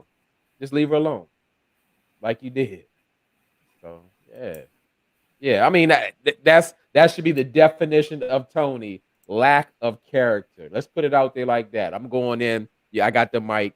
Like the same way people didn't really see it for like Natasha, and I think Natasha really put Tony out there for what it was, because at the same time, like, as Morgan said, well, a man will just be a man, and there's no accountability there.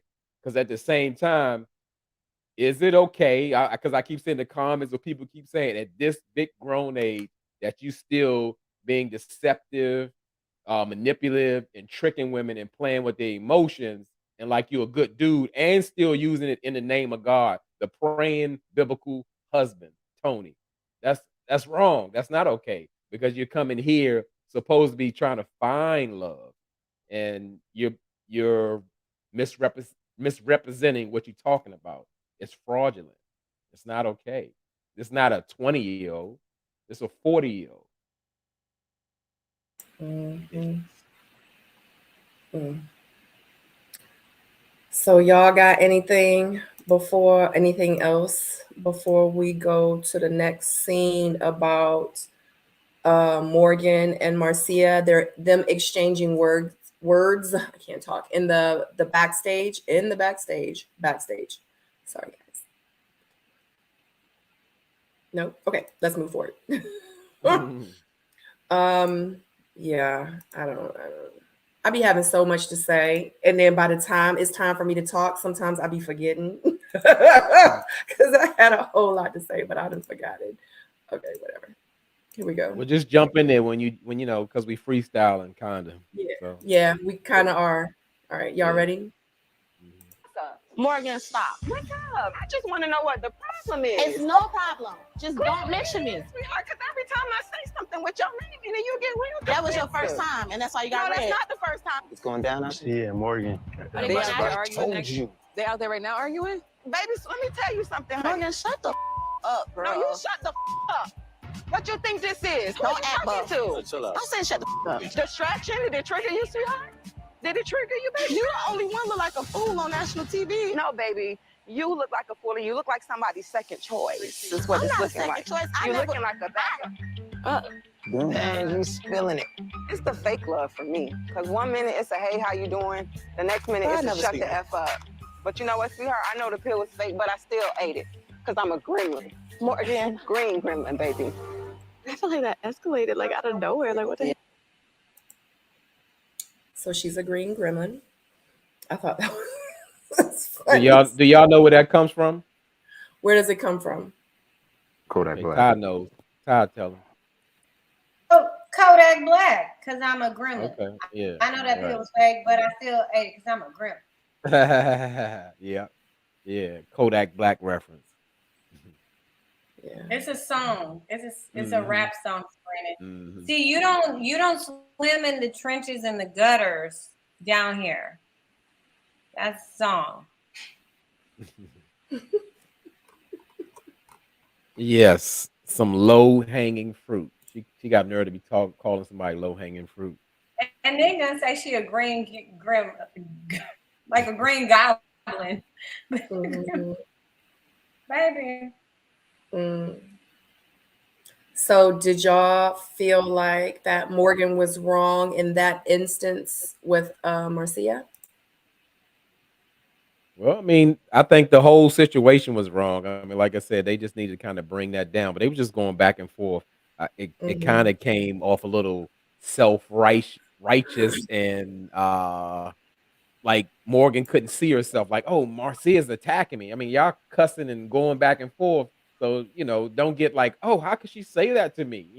Y'all been doing it. So Like, 1 minute it's fake love. No, y'all were arguing, y'all fighting over Tony, y'all have animosity between each other, and that's what Mhm. it is. So don't try to get like, oh, she attacked me.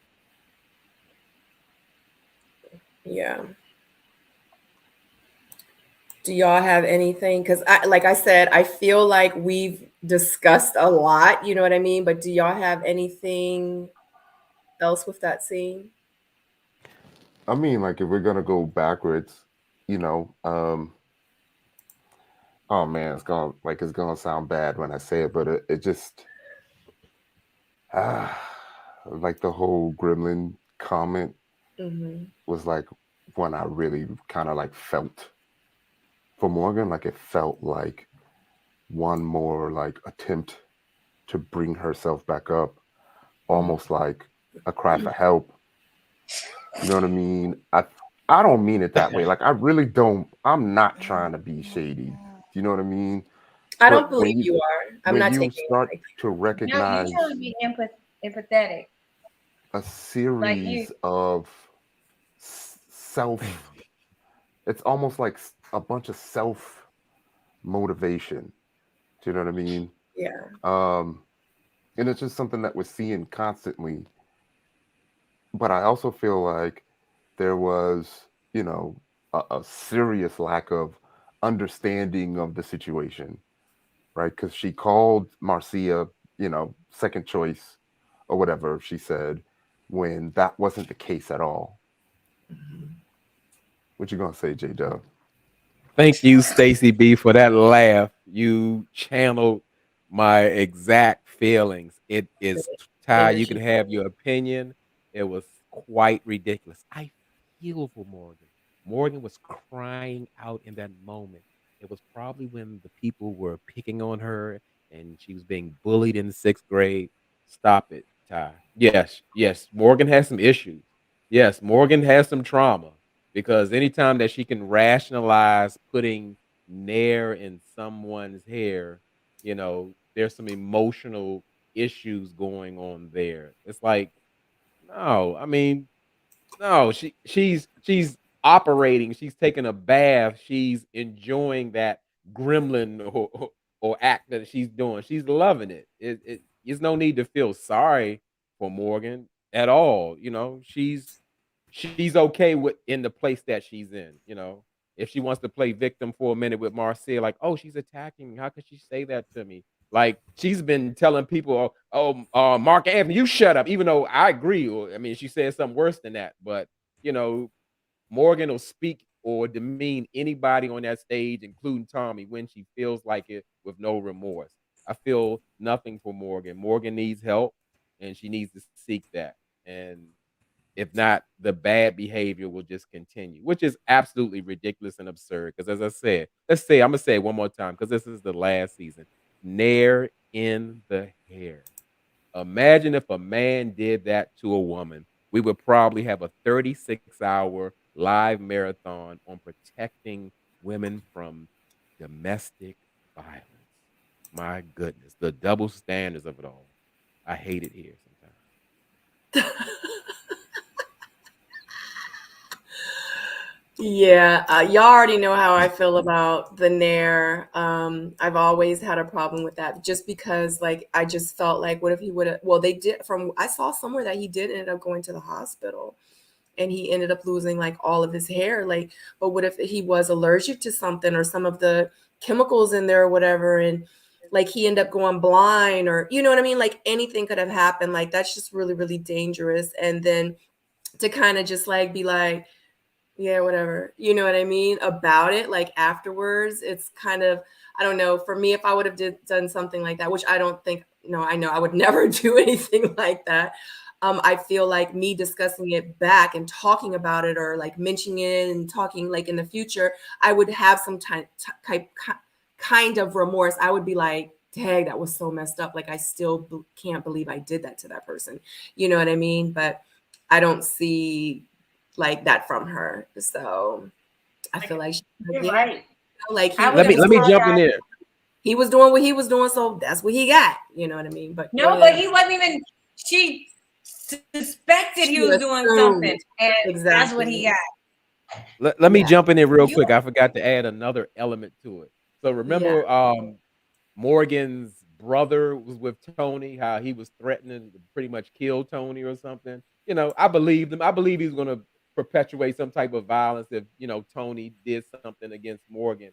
Now, granted, how would he have felt if a man did that to her? And it'd probably been justified. Like, oh yeah, that's what a brother's supposed to do, protect his sister. And you turn around and do this to somebody's brother or whatever, son or whatever. Like, you know, that's not cool. And people downplay. People say, no, we're not standing for it. People brushed past it. Didn't give her the smoke like she deserved. I mean, I was like really absurd and ridiculous. As I always said, just switch it around. Just switch it around. Okay, I didn't like something that my girlfriend did, so I cut her hair off at night to let her know I didn't like what she did. Let's just move on. We don't want to talk about it. Well, Okay, I'm just Yeah. saying that clearly Ty like playing flag football the way he just snatching up all these red flags and putting it in his damn pocket. Because this some foolery, Ty. You can't send everybody a lifeline or a phone a friend because they Yeah, acting I was just about to say that. J-Dub is obviously in the let him drown side of the house. What I'm just talking about what it is. The things can be let them mutually take their little red flags and try to swim through that water, because that icy water, because guess what? You make your bed right. sometimes. But the situation, I And feel the everything situation. can't be like a Stacey, everything can't stop be cutting Tyrone. no, Tyrone. I'm done. I'm just done. But I do feel I like the just can't believe situation. like it's Ty, and I just I feel Stacey B. I feel her. Yes. go ahead, Ty. I'm done. I'm done. No, you go ahead, Stacey. Go ahead.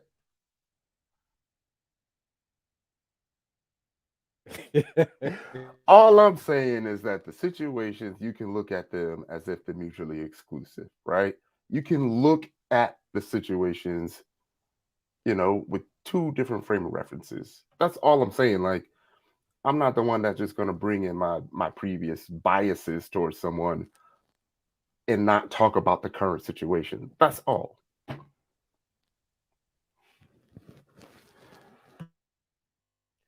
Next All question. right. Yeah.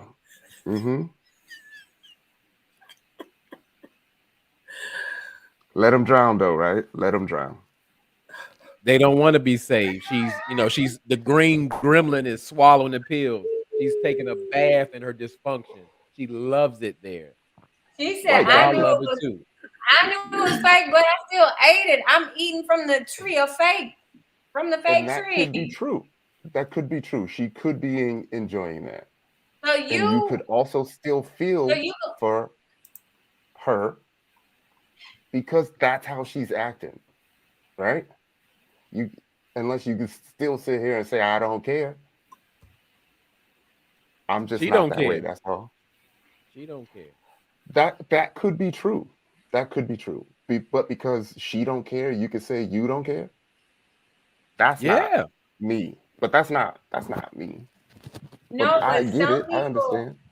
But Ty, some people don't care, and not in the sense of like, I don't care, but they don't care as in that is their level, like their standard of dealing with things. Sabrina's bar might be up here with how she copes, how she treats people, how she responds to things. Some people's bar is down here, close to where the gremlins live, in the gutters. Hey, Because they got sewer on them. No, I get it. I get it. I've almost been saying that about her all season. I get it. Oh my gosh. All right. So I don't even, golly, I really don't even know what we're talking about. But the next scene is Tommy talks about Tony breaking the rules. So are we done with the last? Okay. Yeah, we're just gonna pray for Morgan and her Okay. safety. We're gonna pray. All right, Tony, we're going to address the elephant in the room. Because you broke the rules. You had something going with Miss Natasha after Natasha's journey came to an end. Grown man. Oh, be quiet, be quiet, be quiet. Tell me about that. Me and Natasha went out a couple of times. We talked. We had a great conversation. She's an amazing woman, and we had a great time together. That's what it was. But when Natasha left this process, you were then putting attention into Morgan. At the mixer, me and Morgan had great conversation, but it wasn't that deep with me and Morgan yet. Natasha, what made you mix up or connect with Tony even though you knew he was still in this process? He and I exchanged numbers, so we ended up talking that night, and I didn't see any reason to rule it out. Once I confirmed that there was a connection there, then it was time to have that conversation. He asked me, did I want him to leave the show? And I said, the reason why I'm not gonna do that is because I wouldn't want you to tell me to leave. Tony, if Natasha would have said, yes, I want you to leave this journey, you would have left? I don't know about that. There we go. Tony's back. But you asked her. I mean, if she said it, I'm not gonna deny it, but I just don't remember that. Because you don't want to remember it. So my issue with Tony with regard to being the player is the intention. He just ghosted me. He blocks me on social media. I just never heard from him again. This is slander. She might got receipts, so shut up. Where She the got a receipts point. at? Number one, you knew the deal. You knew I was in this process. And the reason we stopped talking, let's keep it all the way 100, is you told producers that you and I slept together. Wait. Oh! So I felt right away that you was looking for clout, or you wanted to blow everything up, or what have you. But you know, I wasn't going to give you that, Natasha. So what I decided to do was not respond to any of your texts, any of your calls, any of your IG messages. First of all, there were no IG messages. It was one text message where I genuinely was checking on you because people were saying that you had a drinking problem and you're constantly drinking, and I was concerned about that. I told y'all, don't play with her. And if you want to blow something up, we could blow it up. If it wasn't Listen, out there, Tommy, I was over here not knowing. Tommy, listen. And you still Tommy, don't know listen. anything. Tommy, listen, man. Listen, Tommy. And you know what? I'm speaking now. You know what? Tommy, And listen. I don't care She because don't when play they a talk, part in this process, okay? We had our 2-week stance, and 2 that's week it. stand. Oh, what's the problem with that? Mark Anthony, hush. Hush. Listen, I'm not coming on the reunion to assassinate anyone's character. doubt.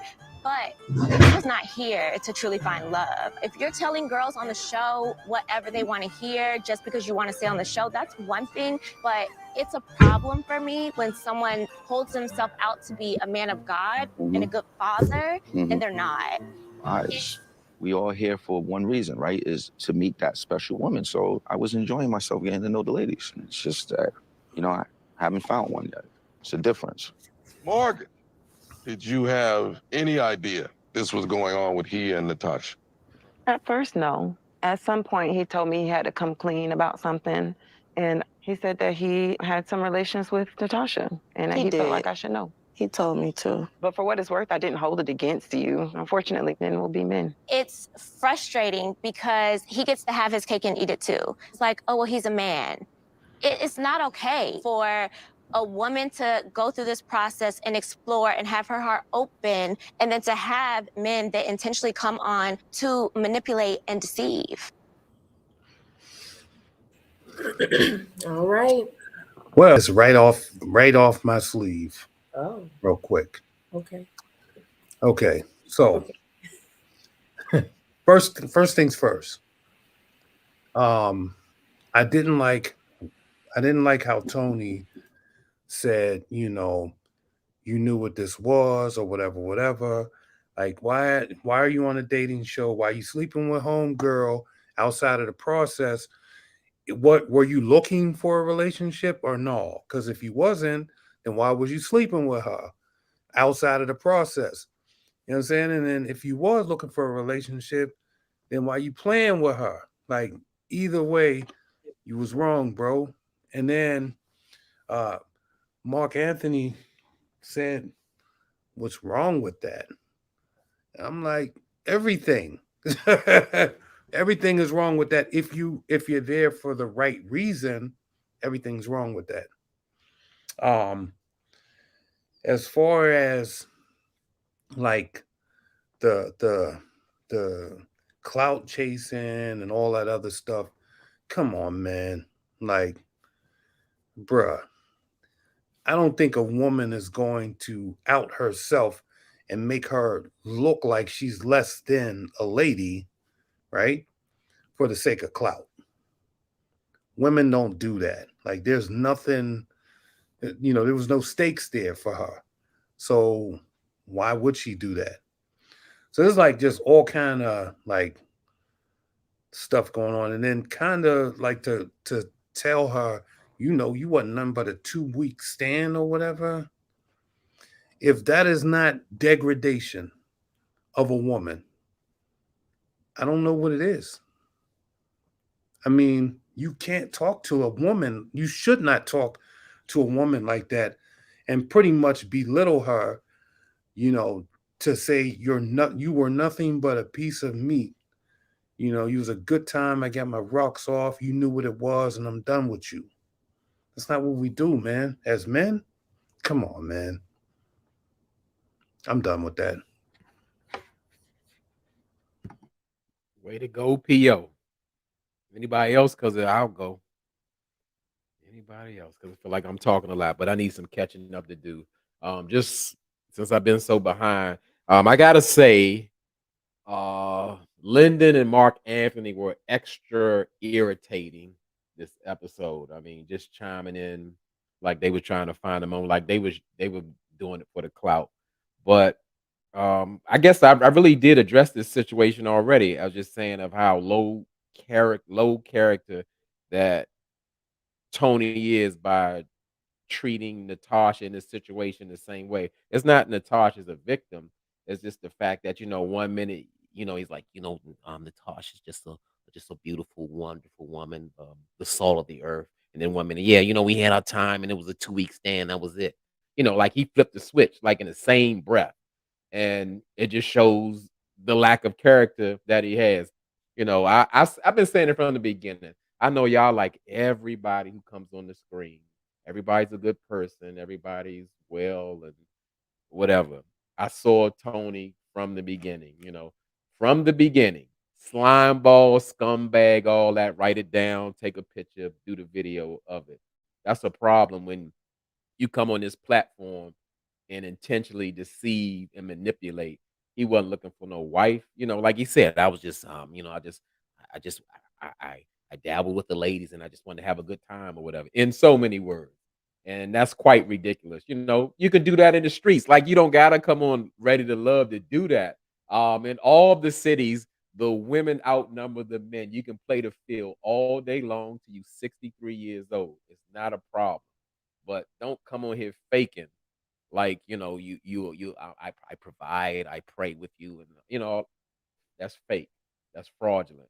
And just like Tommy said, I'm finally glad to see that Tommy is standing on what he always said, that the men need to, well, people need to show each other respect. But in this segment, the men need to show women respect. Stop playing with them. You don't gotta play with them. You want to be a player, so be it. Don't come on here talking about you ready to get married and have a family, and you want to just break generational curses and all that other stuff.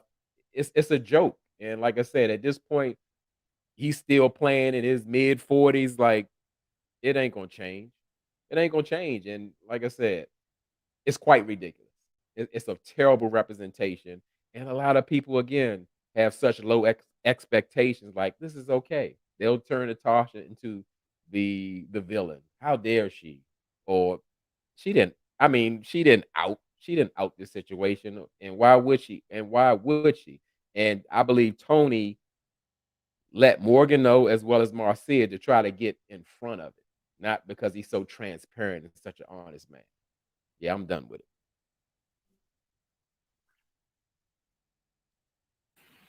Well, I have Tony's.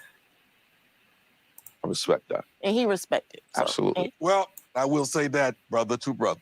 This journey is about finding love. It's not a playing field. It's not a place to come run game. Absolutely. So all you brothers out there got to get it together, especially with our black women, because they've been holding our black asses up for a long ass time. We tired. Thank you. Tell him, Tommy. That's So that was his message. And just to let you guys know, the reason I'm not showing so much of the reunion is because I got flagged on my last video for showing like 30 seconds of the clip. So that's why. But yep. So anything else about Tony and Natasha? I'm waiting on Ty to send a raft of empathy to Tony, because it sounded like he has some subconscious insecurities, which is why he feels like he needs to play so many women to boost up his ego. I feel like, Ty, we're missing an opportunity to save someone else here too. Let's save the toxics. Send it in. We on Titanic.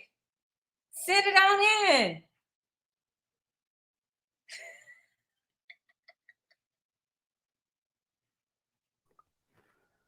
Oh man, I don't even know how to. Okay. Well, obviously, I can't say too much because I'd be a hypocrite if I say anything too bad about dating someone outside the process and allowing someone to continue with their process, right? That would make me.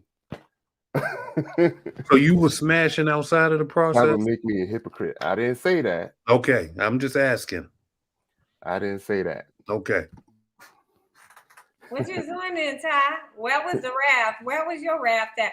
Did your raft have a what you call that thing where you can you just pop it in the bed, the little bed you put on the ground and it fills up with air?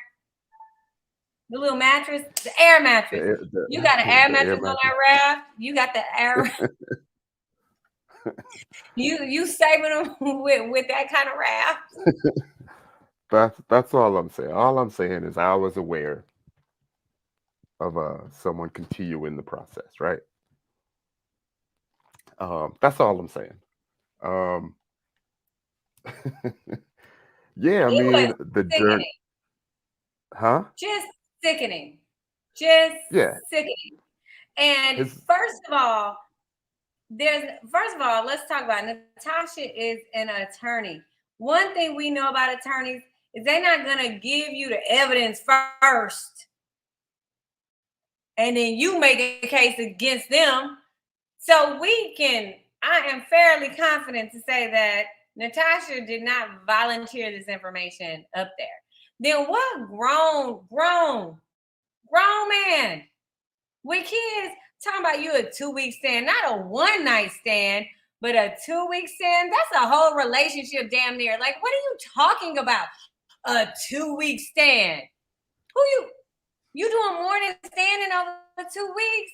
I damn near got a toothbrush at your house in 2 weeks, honey. Don't play with it. Like, what is he talk? He's just talking to talk to justify his foolishness, because we can excuse a drunken one-night stand here and there, maybe. But bruh done tried to get it past us with a 2-week stand. Then what are you talking about chasing clout? Who, sir? Ain't nobody heard of Tony. We don't even know your last name. So what kind of clout she trying to chase to be with you? I just want to know for those of us in the back of the congregation, because I didn't. What does he do? What is his occupation? Like, is it something big, like cloutful, like clout worthy? I think he's a tax accountant or something like that. Yeah, in taxation. Yeah. But he also did say that he told Marcia and he told Morgan that him and Natasha had relations. It doesn't matter if you say, yeah, I had sex with this girl and you next. That doesn't help the cause here. It's like, you know, okay, yes, you can be honest and say, you know, I just, you know, I had to get warmed up or fluffed for the process. You know, I had to, you know, get my first round off, you know what I mean? Now I'm ready to go for you. Like, come on, man. This is a whole television like show. And you're taking these women down like, you know, like this is a what you call it, a cage match. You know what I'm saying? Like you can't do that. And Natasha said she did not tell the producers. She came on our live on Friday, and she did hop on the screen with us, so you guys can check out that live watch party that we did for part 2. And she came on the screen and said she did not tell producers. Well, you know what? I'm just gonna say this. A man who constantly wears his shirt unbuttoned to the third button, even when he has one of them little vest things on. My mama just said, don't trust them kind of men, honey. So I just feel like, what clout? I just want to know what clout. Ty. And you send out from the Titanic a super saver raft to rescue the clout, because we want to know where the clout at that everybody chasing right now. So if you can send a raft out to find the clout and save the clout so we can have an idea of what they talking about, let me know. You know what? You know what would have been? I'm so sorry. No, I was just gonna say one thing that I would have liked to have saw, and would have went over very decently for Tony, is in that moment. You know, he could have had an apology. You know, yes, you know what? I'm sorry. You know, I went outside of the process, and maybe talked to Natasha and said, hey, you know what? I apologize for bringing you or even participating in that. I knew that, you know, that was something that I shouldn't have done, especially knowing that I was in the process. You know, you have to have some sort of awareness, but you blamed her and you said you knew what it was. And yeah, it was just a 12-night stand or a 2-day or 2-week stand or whatever, right? And that type of belittling, right? That type of unraveling of a woman when you're talking about, you know, a woman's body, and, you know, I think that that's the most valuable thing that a woman has. And you tell her on national TV, all I was doing was ripping that off you for a couple weeks, and then I handed it back to the streets. Come on, man. Gosh. Well, when you say it like that, Theo. I mean, that's the way it came off, though. Right, I get it. You know what I'm saying? Like, come on, man. Like, you still have to maintain, you know, some sort of, I don't know, like man stuff. Like, you know, you got to stand as a man and be like, yo, I own this stuff. I did that. I was wrong. I probably should never have done that anyway. But standing as a man, I mean, I can't speak as a man, but I'm still just like, we too damn grown to be kissing and telling. Like, even if word would have got out and I knew this dude, like this was just like a mishap between us, and he's seriously trying to pursue somebody else, I wouldn't have let it. I would have been like, I don't even know what you're talking about. Like, what? And then I would have kept it 100 with her who mattered, but I wouldn't try to embarrass another woman either. You know what I mean? Like, and then like, who just want to be on TV looking like an absolute floozy? Like, Sabrina, where were we earlier in the season where we're like appalled at all the lip locking and the slob and the spit and all the lips and girl, child, honey, child. We talking about the bang, bang, bang right here. Like, that ain't not, like, that's not, we're women. Like, that's not something we about to be putting out there like that, because we about to look, because of the double standards, we are the ones that's gonna look loose.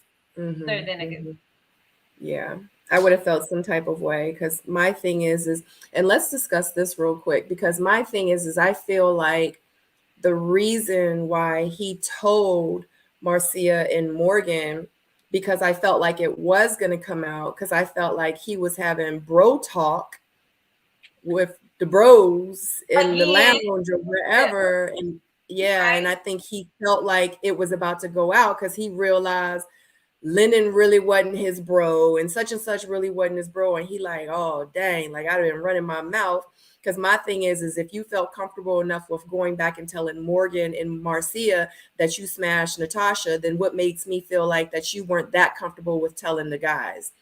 You know what I mean? So no, I mean, it's just is so disappointing. Because I'm gonna say this, when it comes to stuff like that in my love life and my intimate life, I'm very private. I don't care how many people know. People come and ask me and bring up, did y'all smash? I'm gonna be like, I don't know what you're talking about, because in real life, it's my personal business. So if I want to lie about it, then I'm gonna lie about it. That's on me, because I probably don't want my business out there. But you know, it's just crazy how it unfolded on national TV. But had somebody asked me, you know, like Tony would have looked right in my face and said, well, let's keep it 100. Sabrina, you told producers we had sex. I would have been like, I don't know what you're talking about, because we've never had sex. Like, who are you? Like, you better stop capping. I would have lied to the lie. You're not going to have me out here making me seem like I'm throwing my vajayjay all over the place, all over to the cast members and stuff, telling producers about what it looked like, how it smelled. That's embarrassing. Yeah. The hell? No, I ain't had sex with. I don't even have your phone number. I don't got no receipts, because it ain't none to have. How about that? And then here's the thing, though. This is a proud moment for Tony. If we go back and we look at every time he talks about it, he gets that little devilish look, like, you know, it's a proud moment, and you know. So, well, like I believe Morgan, was it Morgan who said Tony's a man's man or whatever? So he was back there puffing up his chest. Yeah, I knocked old girl down. Tell you the truth, if Marcy was still here, I would just pass old girl over here, because this I ain't already nothing. smashed Morgan. This ain't hard for me. I'm getting it how I get it, because I'm T2000 from the BK. Or wherever he's from, whatever he's saying, hell, puffing up his chest. Oh, y'all heard me say Mighty Mouse? They heard me call him in my. But the thing is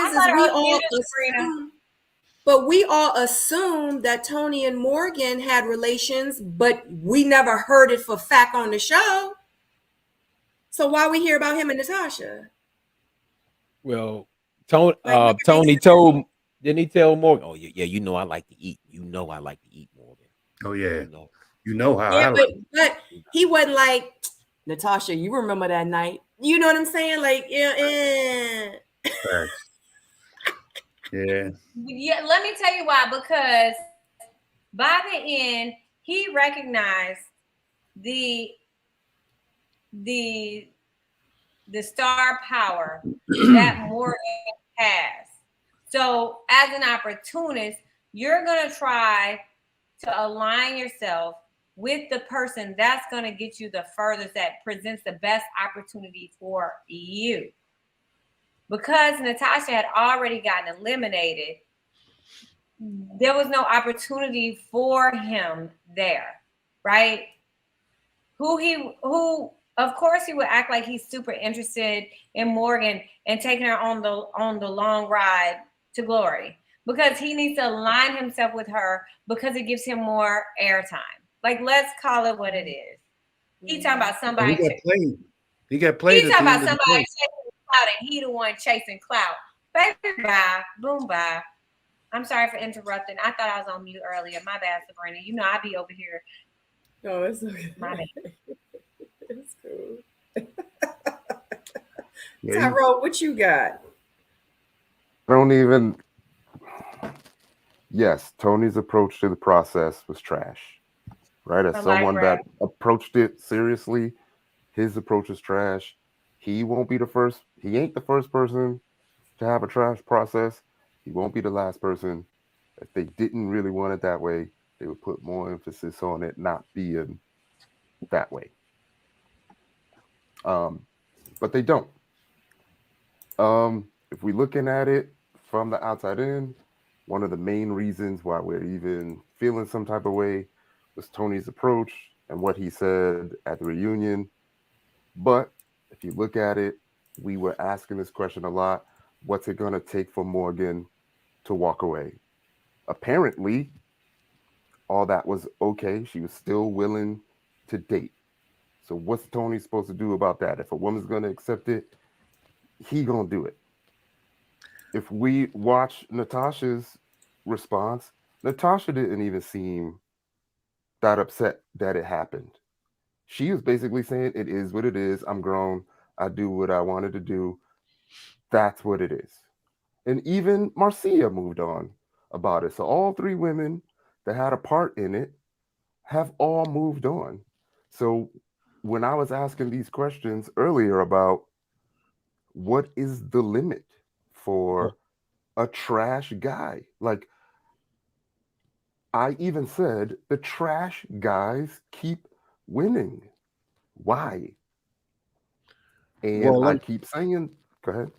Well, I was going to ask you, do you think that though? I mean, do you feel like those women should have been broken? Like, they had to be okay because it happened, and they couldn't sit there and cry in the corner, like, and just be like, "Oh my goodness, he, did this just play out?" However, what we saw is what we saw, but what people actually deal with is something totally different. So you might have somebody that, yes, this happened, but how do they really process it afterwards? Because I know for me, when a reunion was over in certain situations, I was like, I got to my room and I was pissed, and I wanted to go whoop ass, literally, afterwards. But I was just like, okay, it is what it is. You can't turn the cameras back on and be like, yo, let me put this part in there. You know what I'm saying? So the aftermathematics of it, we don't know what they went through after that. We know that she was well aware of what happened. And we knew that even though she chose herself, she still continued to see him. We do know that, right? So I was asking, what is the cutoff, right? What's it gonna take to walk away? And then since we were talking about what was going on, there are a lot of things that the cast members know that we don't know. They're speaking in a language that they're aware of. In all actuality, we saw their approach from the beginning. J-Dub called it from the beginning. We were calling out Tony's approach. We were calling out Mark Anthony's approach.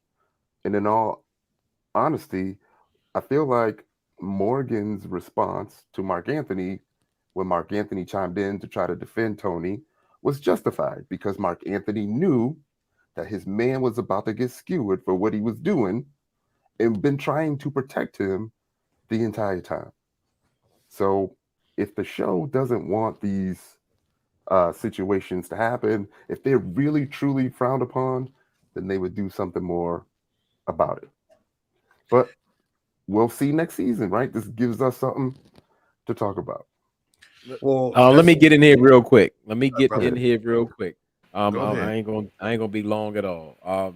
The fact of the matter is, we're kind of getting off course. We're talking about the character of Tony. We don't want to blame production or the other women, and we're not making anyone victims. We're just saying, like,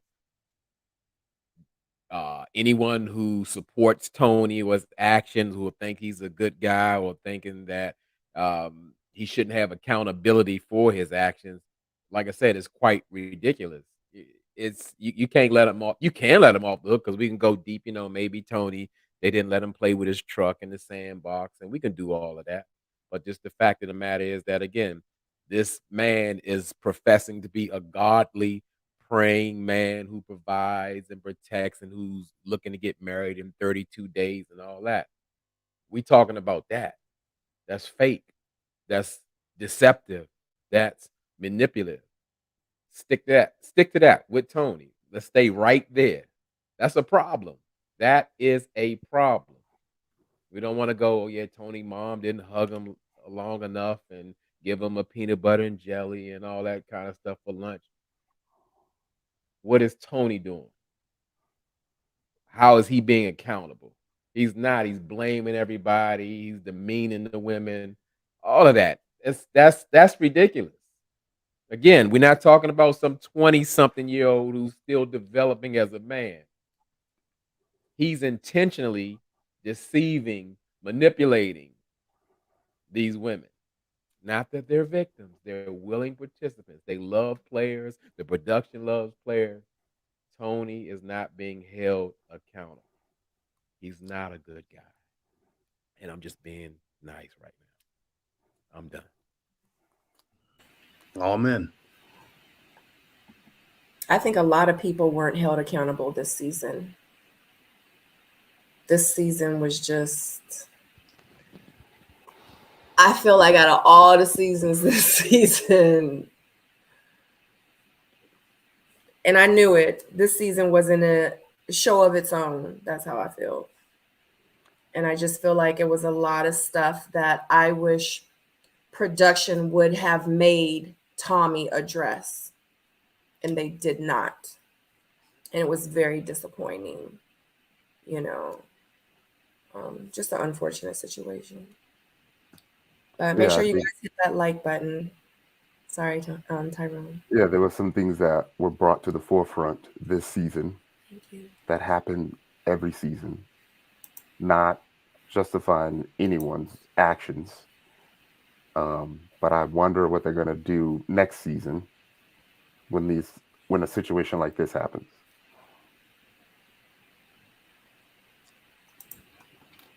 Yeah. Again, I call this season Ready to Love Pimps and Hoes edition. And I'm sorry. That's Jesus. Oh my no. Saying that, no, I'm telling you. Because what I'm saying is that you have people that come in with that sort of mind state that I'm going to go in here and I'm going to go do my thing with all these women and I'm going to pimp and go and act like this is the streets. It is what it is. Yeah, I mean, we've seen it. You gotta call it how you see it. It's like it's still in a knot with that one, Paul. I think we could have rephrased that one a little better than that. That's what it is. That was the nice version of what I wanted to say. You're in the room. If you want to be a pimp, be a pimp. Ain't nobody who was worthy of pimp status. Dang. Yeah.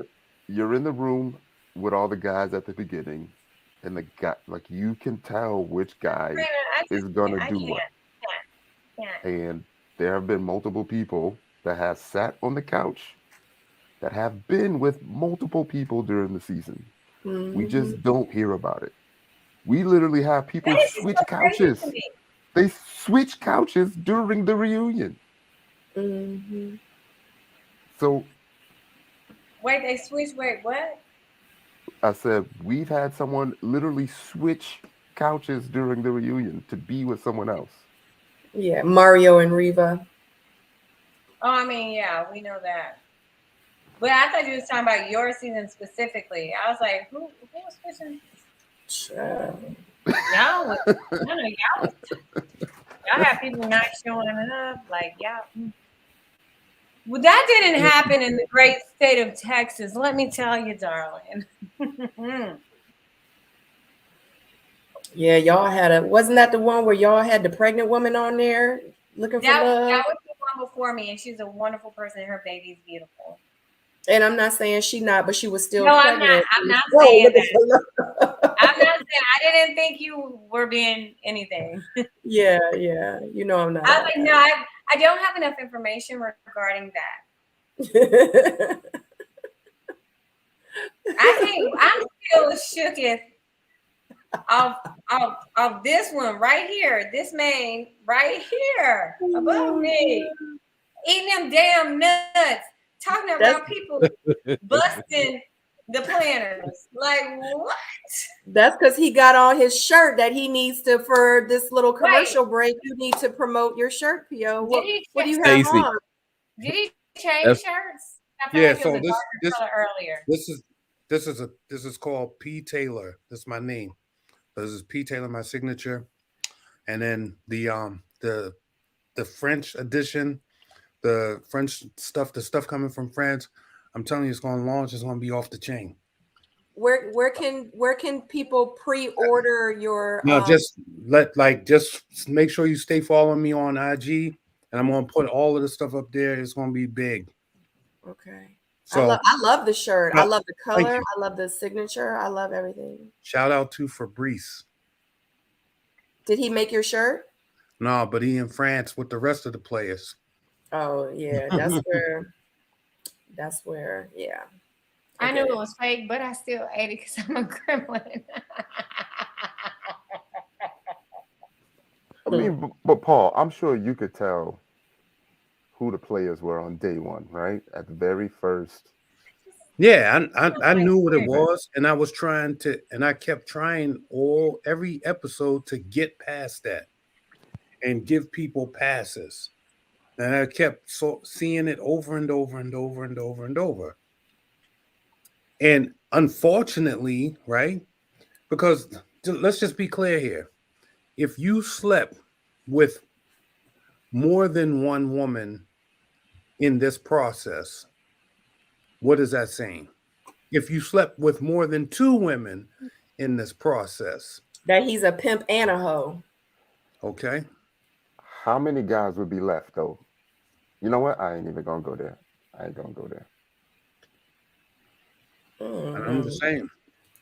I just be feeling like with Ready to Love, I feel like the circle is so small. I feel like everybody be smashing everybody, and then it be people from other seasons that be smashing other people from other seasons, and it's just a whole Ready to Love smash-a-thon going on. I don't know. I just don't like it.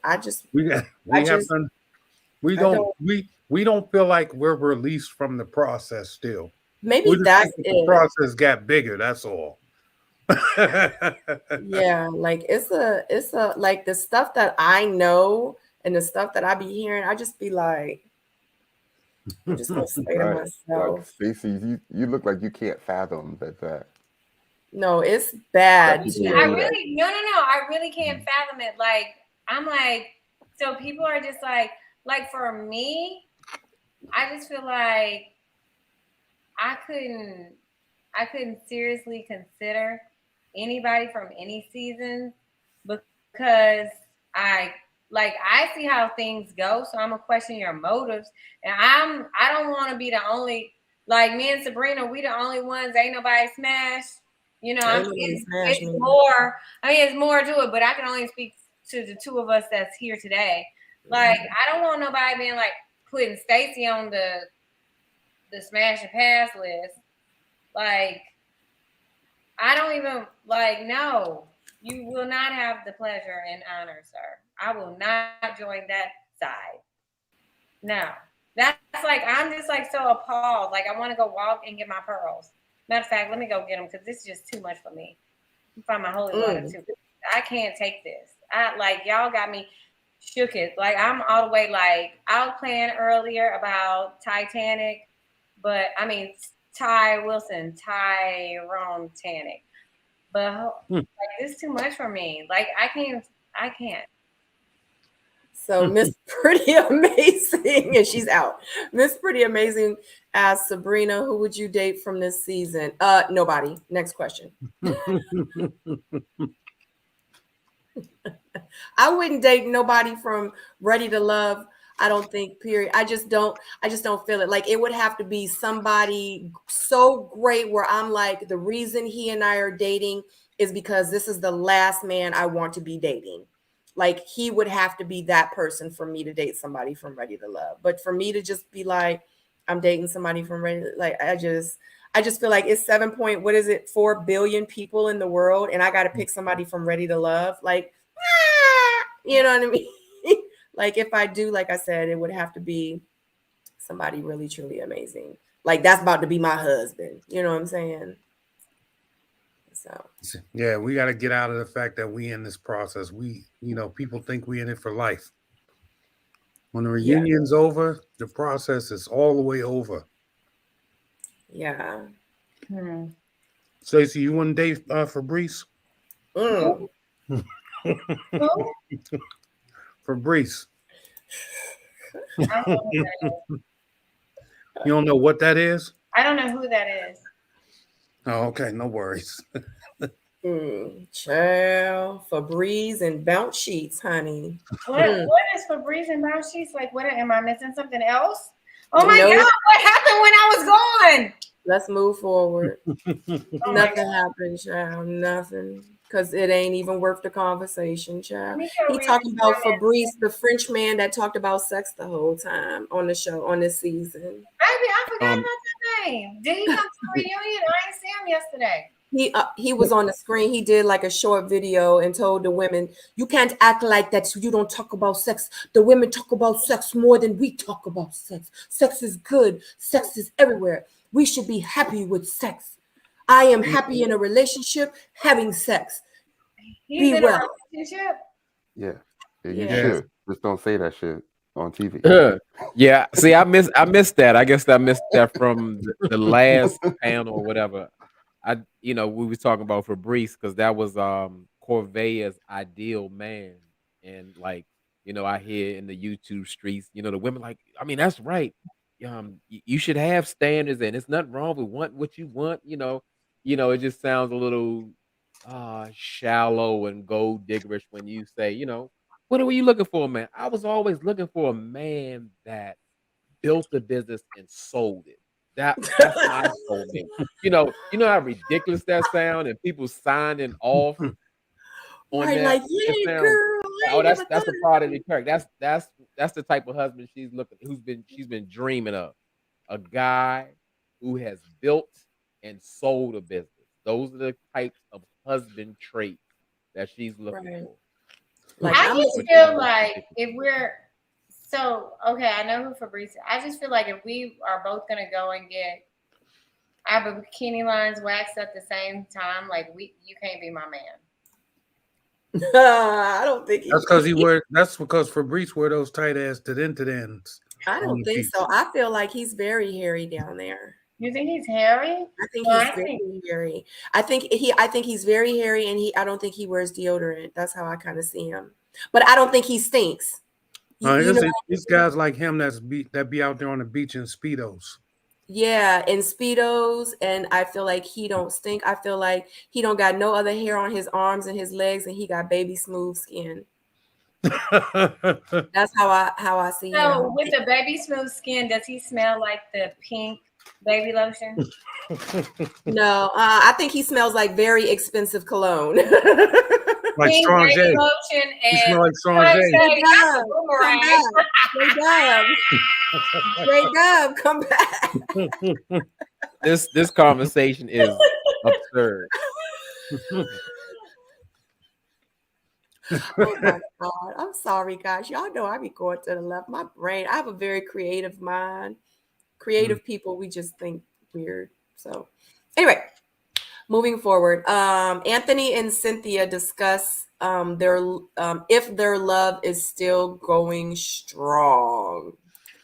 Why are we still putting love next to any of these couples? What's going on with the body language? I don't know.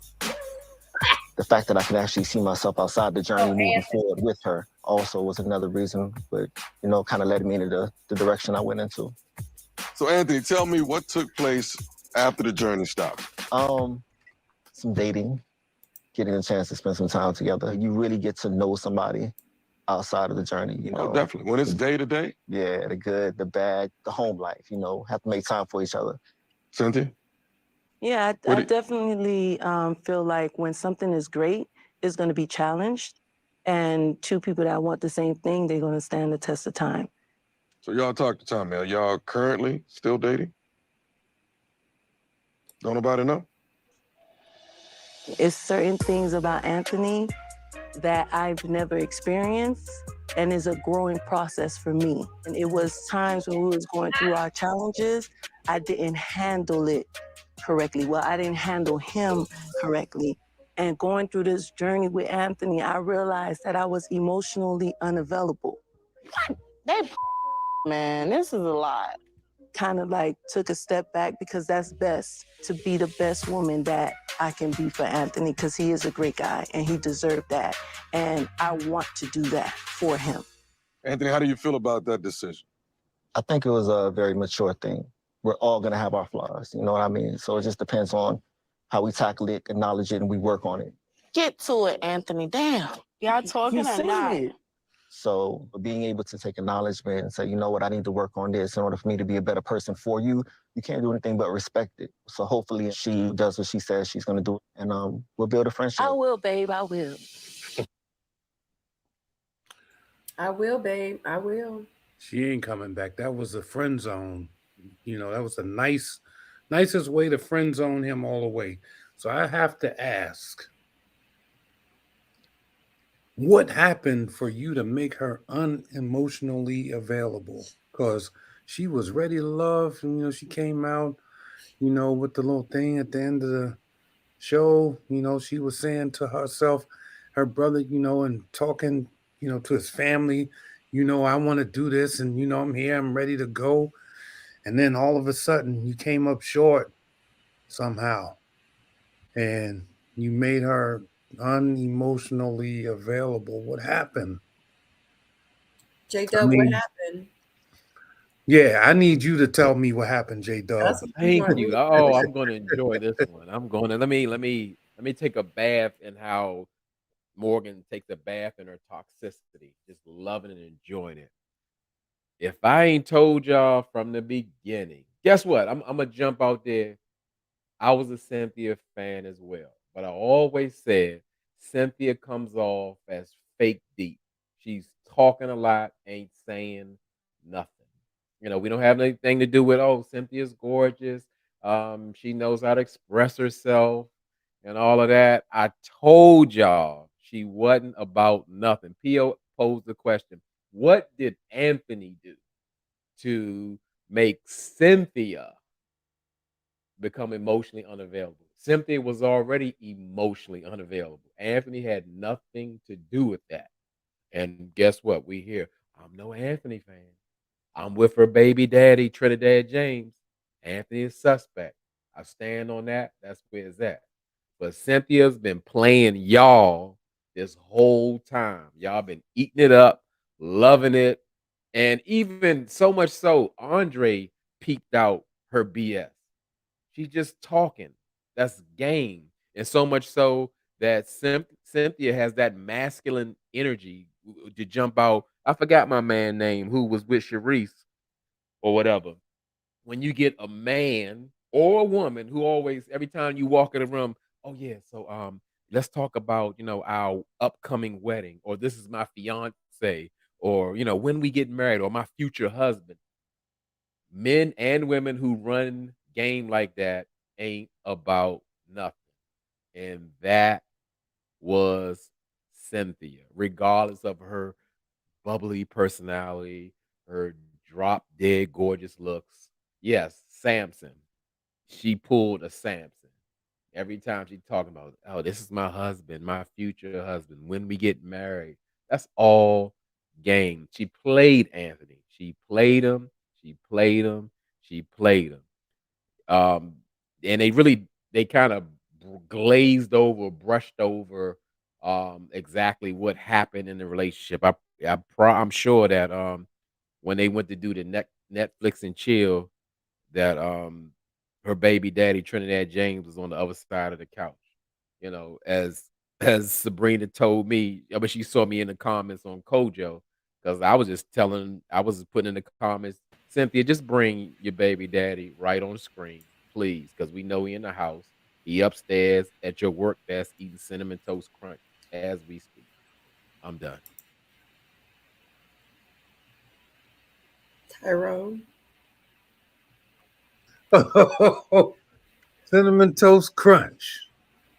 Damn. I mean, how do you follow that up? Right. I think I got two theories. One is I think there's something that happened or didn't happen with Anthony that is making Cynthia second guess everything that's going on. He did admit that there were things that he had to work on. So something is happening, or something is not happening, that's making Cynthia unhappy. I feel like she was always emotional.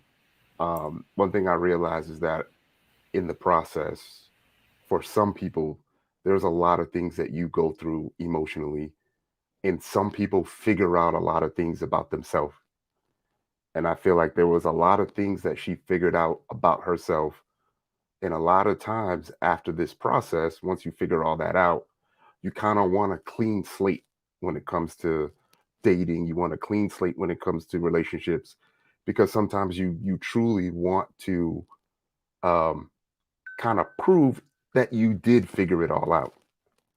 And I feel like once she did, it seems like Anthony wasn't her person completely. And since he was messing up, it made it harder for her to stick around.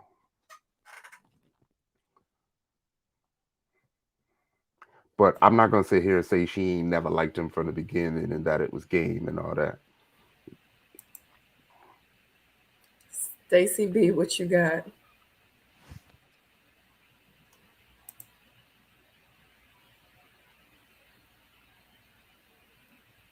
Let me tell you something now. I actually enjoyed Cynthia, and I enjoyed Anthony. And what I feel like is by her body language, like sometimes when we're like sitting away from somebody, it's because we're trying not to hear what they got to say.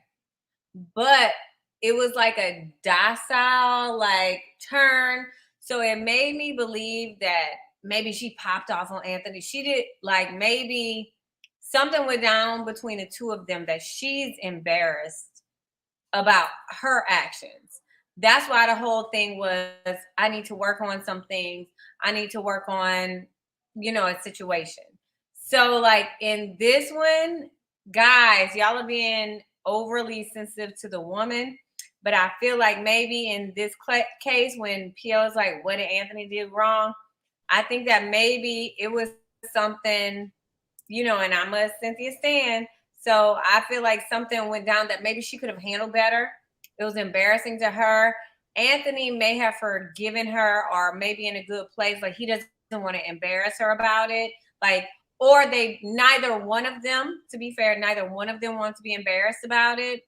But she's just like, you can tell, like, it's not I don't think that it was something all the way crazy. I just think that this is something like we don't want to bring to the public light. It's kind of embarrassing. Like, let's not discuss it, but let's do so gracefully.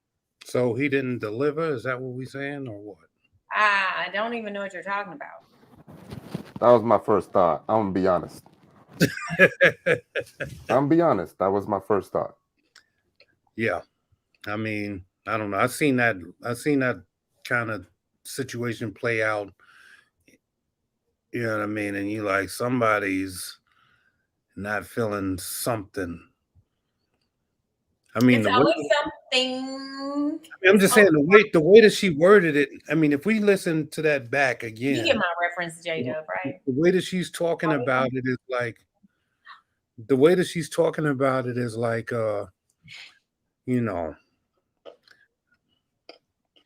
this wasn't it for me. And she said, I need to reevaluate myself after this or whatever. I don't know. Her words were, the conversation was that we talked about, you're right, I need to work on some things with me. No, but I wasn't ready. I need to work on some things. You said there was something that happened with him. I said it was something that happened between the two of them. Can we run that? Just skip back just one more time. And then let me do. Run it back and run it. Here we go. Let's go. Run it, Pete Taylor. We need a better assessment on this.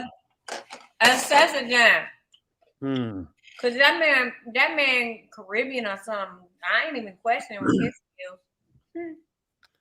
I mean, you don't. I mean, we was joking about it backstage. Like, what's his max bench? Because Let me stop playing. Here we go. Let's hear it.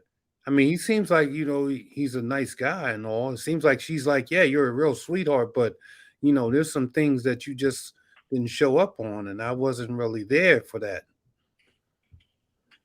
And through the work that she had done it herself, that kind of sealed the deal for me. Anthony, what made you finally choose Cynthia at the end? First of all, we chose each other in the end. What's going on with the body language? The fact that I could actually see myself outside the journey moving forward with her also was another reason, but, you know, kind of led me into the direction I went into. So, Anthony, tell me what took place after the journey stopped. Some dating, getting a chance to spend some time together. You really get to know somebody outside of the journey, you know. Oh, definitely. When it's day to day? Yeah, the good, the bad, the home life, you know, have to make time for each other. Cynthia? Yeah, I definitely feel like when something is great, it's going to be challenged. And two people that want the same thing, they're going to stand the test of time. So y'all talk to Tommy. Are y'all currently still dating? Don't nobody know? It's certain things about Anthony that I've never experienced, Pause, and is a growing process for me. And it was There's certain things about Anthony that I've never experienced. Go finish saying it. Finish. Listen to the rest of it. Play the rest, Sabrina. Play the times when rest. we was going through our challenges, I didn't handle it correctly. Well, I didn't handle him correctly. And going through this journey with Anthony, I realized that I was emotionally unavailable. That man, this is a lot. Kind of like took a step back because that's best. Listen to her voice. You Time can out. hear her voice like breaking. To me, it sounds like they had a situation, whatever it may be, where he may have been doing his best and in that space. And she was like, yo, I'm not here for this. And, you know, whatever that was, right? And said, you know what? This was her way of nicely bowing out and saying, you know, I'm out. You gotta look, if you look at her on the couch, when she's responding to him, normally when people can face somebody, you know what I'm saying? Like they talk to you. If I'm so disgusted with you and I'm like, not disgusted, hurt. If hurt. I haven't, She's the one that said, she's the one that stepped off. You on the BS. You on the BS because if you dealing with, let's just, for kicks and giggles, since I gotta be the man here, and you clearly are, what's the pill color? I got the red pill, he got the pink pill. What pills we on right now? So clearly, since I gotta have the other pill that you need to be having right now, for kicks and giggles, let's say he's a genuinely nice, good guy. He is a nice guy. Let's say we just heard J-Dub talk about Fruit Loops, Cheerios, Cinnamon Toast Crunch, Apple Jacks, whoever he called them. Rick Ross, Trinidad James. We just heard J-Dub talk about. So say Anthony was put in a situation. Now, mind you, Anthony is a medical professional. He can write prescriptions, right? He just step under a doctor, right? He's put in a situation where he's like, what in the, like, I don't do all this. She's embarrassed. He's embarrassed. She seemed apologetic. Like, to me, if I'm really hurt and I'm trying to make it up to you or something, and I'm not looking at you, every time I look at you, I might cry. She's not hurt. Can I see you? Nah, she's talking. No, you wrong. You off base. Now listen. Turns their back on you and tell you, hold on. Listen, let me just explain this to you. And you're a woman. You should know this. If you're sitting here, hold on. If you're sitting here, you're a woman. You're a woman and you walk away from me, right? You walk away from me and then you sit over there and you turn and you talk to me like this with your back, giving me your back. You're pissed off about something. It ain't saying I'm hurt. That's saying I'm pissed off. I ain't trying to. No, I am in fact a woman. I know you are. I don't just relate to being a woman. I'm a whole childbearing ass woman. Exactly. In certain cases, if I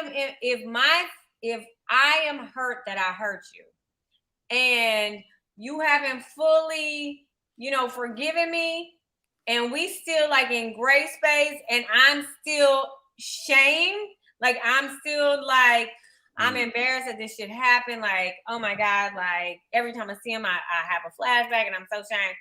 Every time I think that it was hard because Cynthia, what we learned about her, she's a very controlled woman. She does not like to express emotions. Understood. I can relate to that. I do not like to cry in front of people and all of that.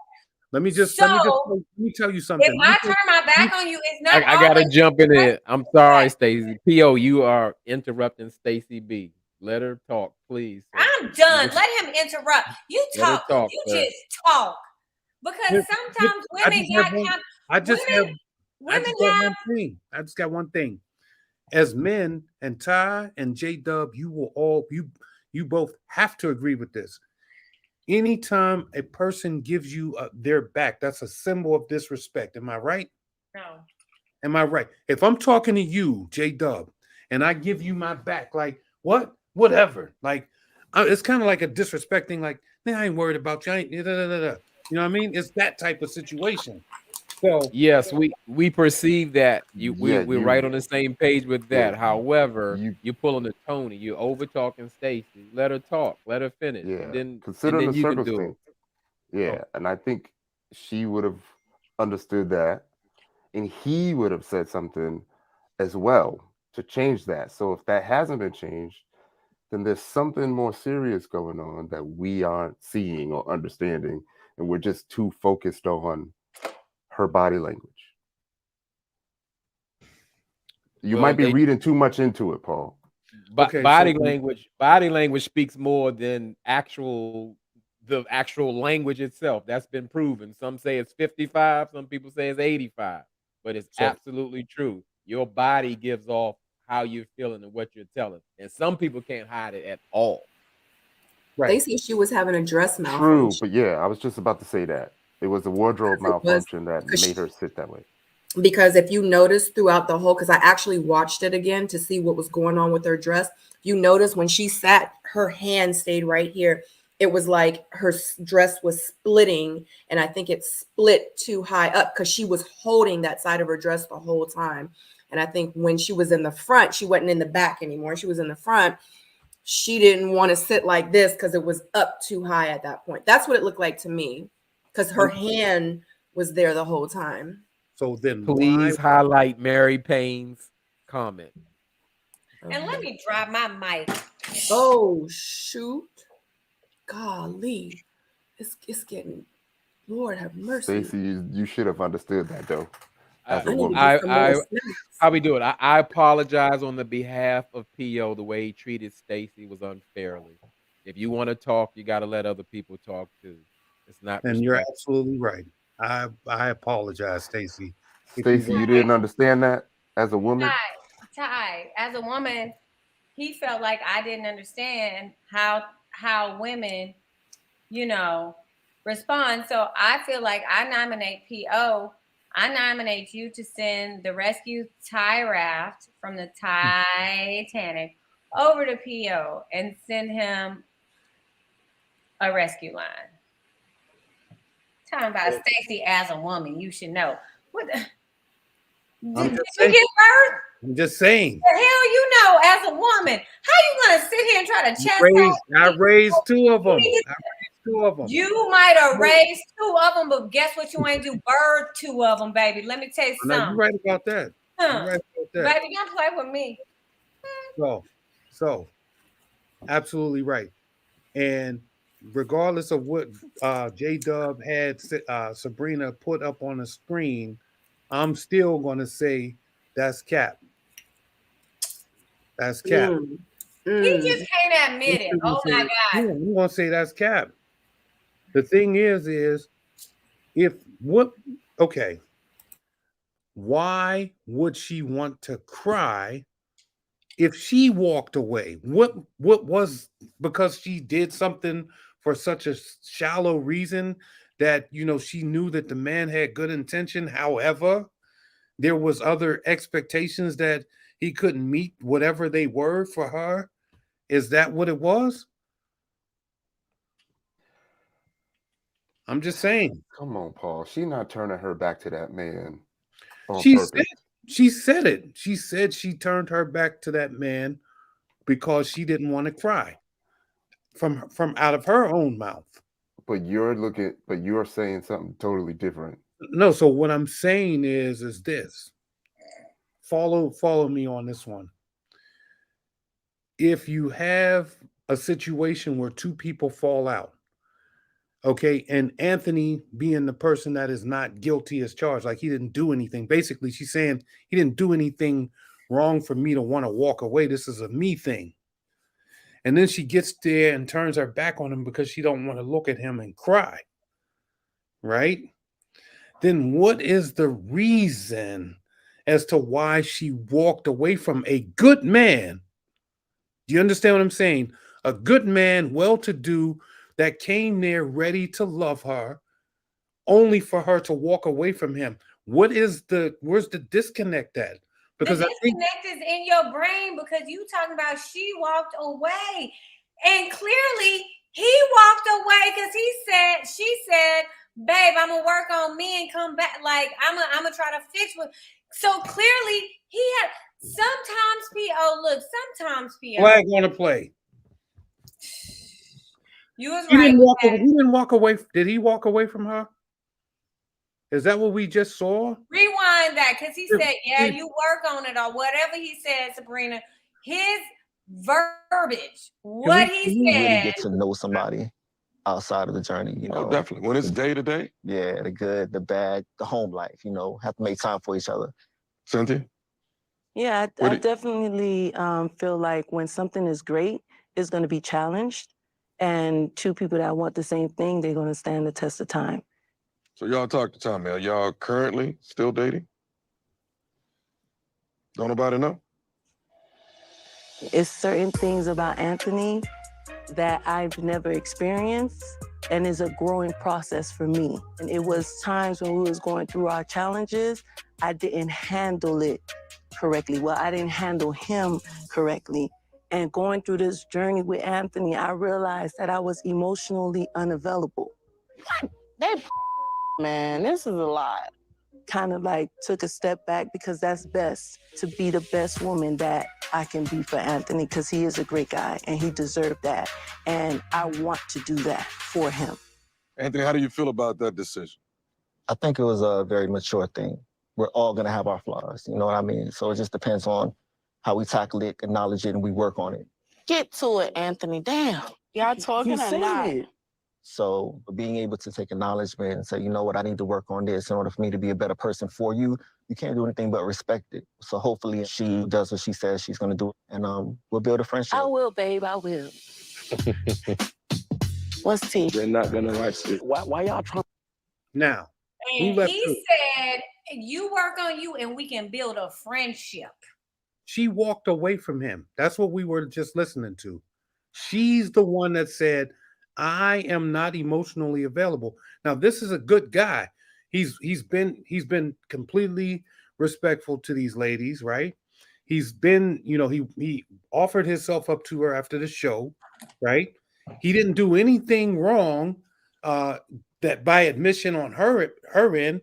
She said there were certain things about him that she didn't, you know, couldn't handle, couldn't deal with, and realized by way of that I am not emotionally available enough to deal with this. So I need to take a pause, get my stuff together, and then I'll holler back. Basically meaning I'm out. This is my polite way to say goodbye.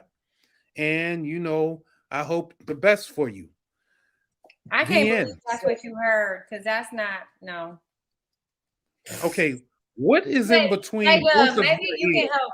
We're having a failure to communicate. So can one of the other panelists step in because he's missing. Yeah, I didn't Yeah, hear no. let Ty do it. Let I him didn't give hear Cynthia a no. right. It's over language. You know, in all honesty, it her taking a step back because of some of the things that he did. Maybe he's doing some good things that she's not used to, right? It doesn't necessarily have to be bad. Maybe, like she says, she not used to that, right? Her last, I guess, relationship, right, was 12 years ago, right? With her kid's father. That's what she said, right? 12 years ago. Damn, So, and we saw her struggle through everything. Like she cried almost every scene. So I think it could be an adult thing to do to truly understand who you are so you can give your best self to someone else. Have the apology acceptance conversation, have the attachment style conversation, and do all the things that you are supposed to do prior to starting a relationship. You know what I kind of feel like is that if you look at her children's father, James, and kind of how he is, with her being with him for that long, extensive period of time, it's kind of like that's the kind of man that she's used to dealing with. And that kind of man is not Anthony. And with her saying that, you know, how she, you know, Anthony they might have had a situation and Cynthia handled it a way where she was like, whoa, like, I'm not used to dealing with this kind of situation because I'm used to dealing with James's, you know, and I think maybe her response was what she would have responded and how she would have responded to James, and Anthony, not James. And I think Anthony might have been like, I'm not James. And it might, and he might have checked her on it. You know what I'm saying? And, you know, and that probably made her kind of reflect and take a step back. Like, I'm tripping. Like, I really thought that I was ready for this new man relationship. I was ready to move forward, but, you know, unfortunately, I am unemotionally available. I thought that I was, and in a process like Ready to Love and everything that you go through, because cameras are in your face and you're going through the process and it is heavily produced, you kind of get caught up and wrapped up into what's going on at that moment. But after the show, he said they was going on dates, they was doing that. And then, you know, the real Cynthia, not saying anything is wrong with the real Cynthia, because I got a Sabrina on the show, but then I got a real Sabrina too, because the real Sabrina is a lot more reserved, more calmed down, doesn't really, and just loves to laugh and have fun, you know, but you don't really get to see that on the show, you know. So I just feel like that the Cynthia and how Cynthia is usually in a relationship came out, and it wasn't what probably Anthony was looking for, and she was like, damn, I think I need to maybe go heal. So I kind of think that's probably what happened. I could be wrong. And sometimes some women like to be thugged out after 9:30. Oh God. Paul. I just want you to go y'all find should know that as somebody women. and get some. Please, somebody, please, some lady, lay on this man's lap, because him thinking that everybody is about to bang, bang, shebang tonight. I didn't say that. I didn't say that at all. I did not say that. What we saw from this exchange is that a grown woman and a grown man can have an amicable departure from each other, can have a mature conversation. You know, I can relate to Cynthia because, like, okay, for example, I am sarcastic as hell.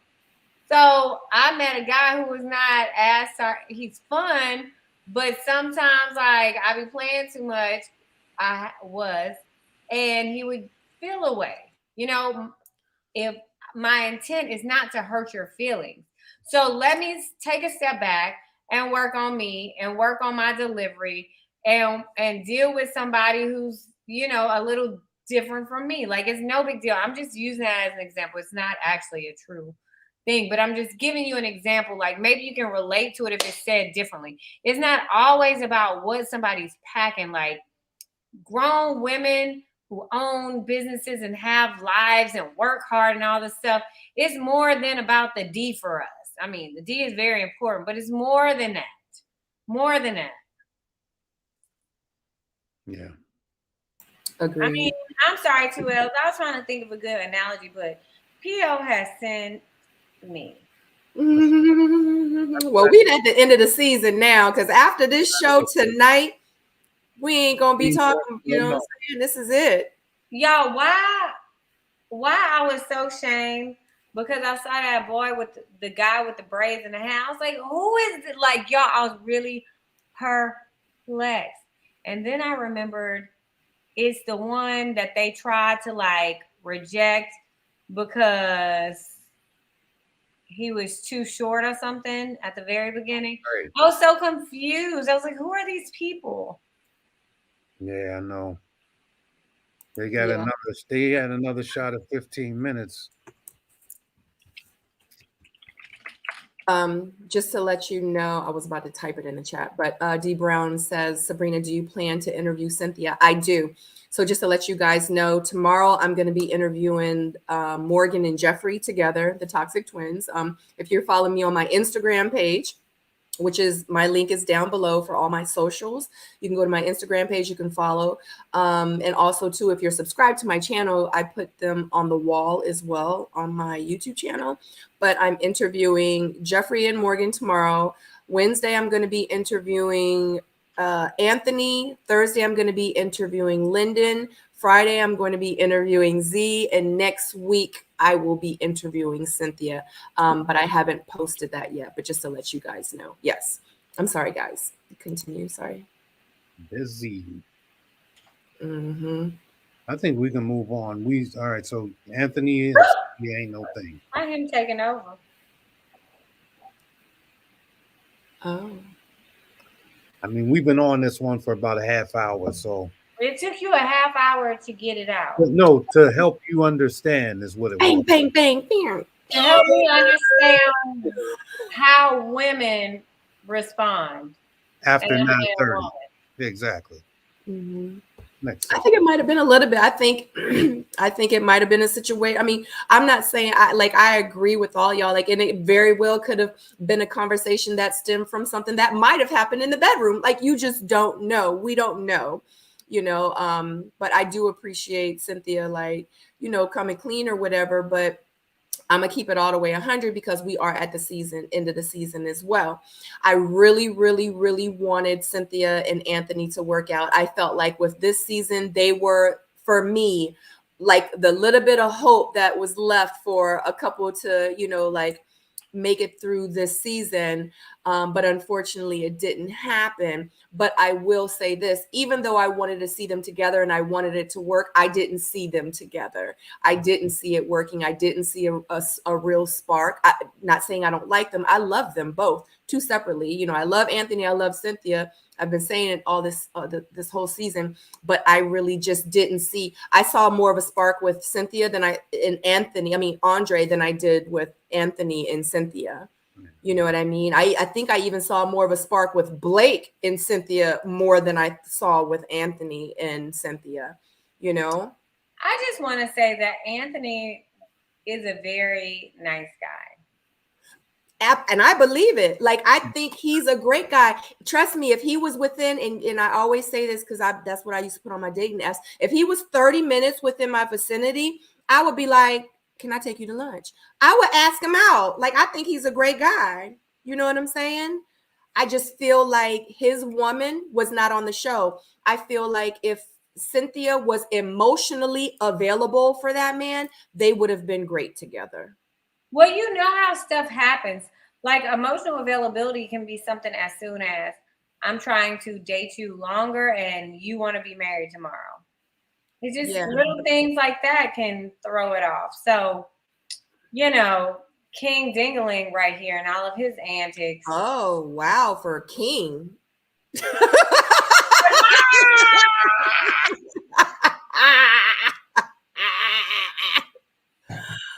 Oh my God. How you cut back on that camera? First of all, that looked like you in a hotel room. Where you at? No, somebody said that I went back on my word. No, I said that I wouldn't date nobody on the show because I'm not trying to date nobody long distance. That's what I said. That's why I made the comment. And, you know, and hence why we should always have all the facts. Absolutely. I said I would never date nobody on that show. Absolutely not. I wouldn't date nobody on that show. They too far from me because I think in real life, I'm not trying to know. All right, baby, I'm coming up on July the 9th. Don't forget. No, hell no. I want to be like, baby, what time you going to be here? Oh, you said 10 minutes? Oh, that's what, like, yeah, I want somebody close. I'm not trying to date nobody long distance. So, but yeah, but if he was close and like I met him at like, you know what I'm saying, Walmart parking lot, I'd be like, that's what I'm talking about right there, that chocolate thing. You know what I'm saying? Absolutely. And that beard looked like it was the real beard hair and stuff. Like he looked like he just got coconut oil and juices and berries. And his beard looks straight, no chaser. Like, what? I think he taller than me too. Like I gotta be like, hey, you think he tall? I could be like this. What? It don't even matter because I'm trying to change my ways.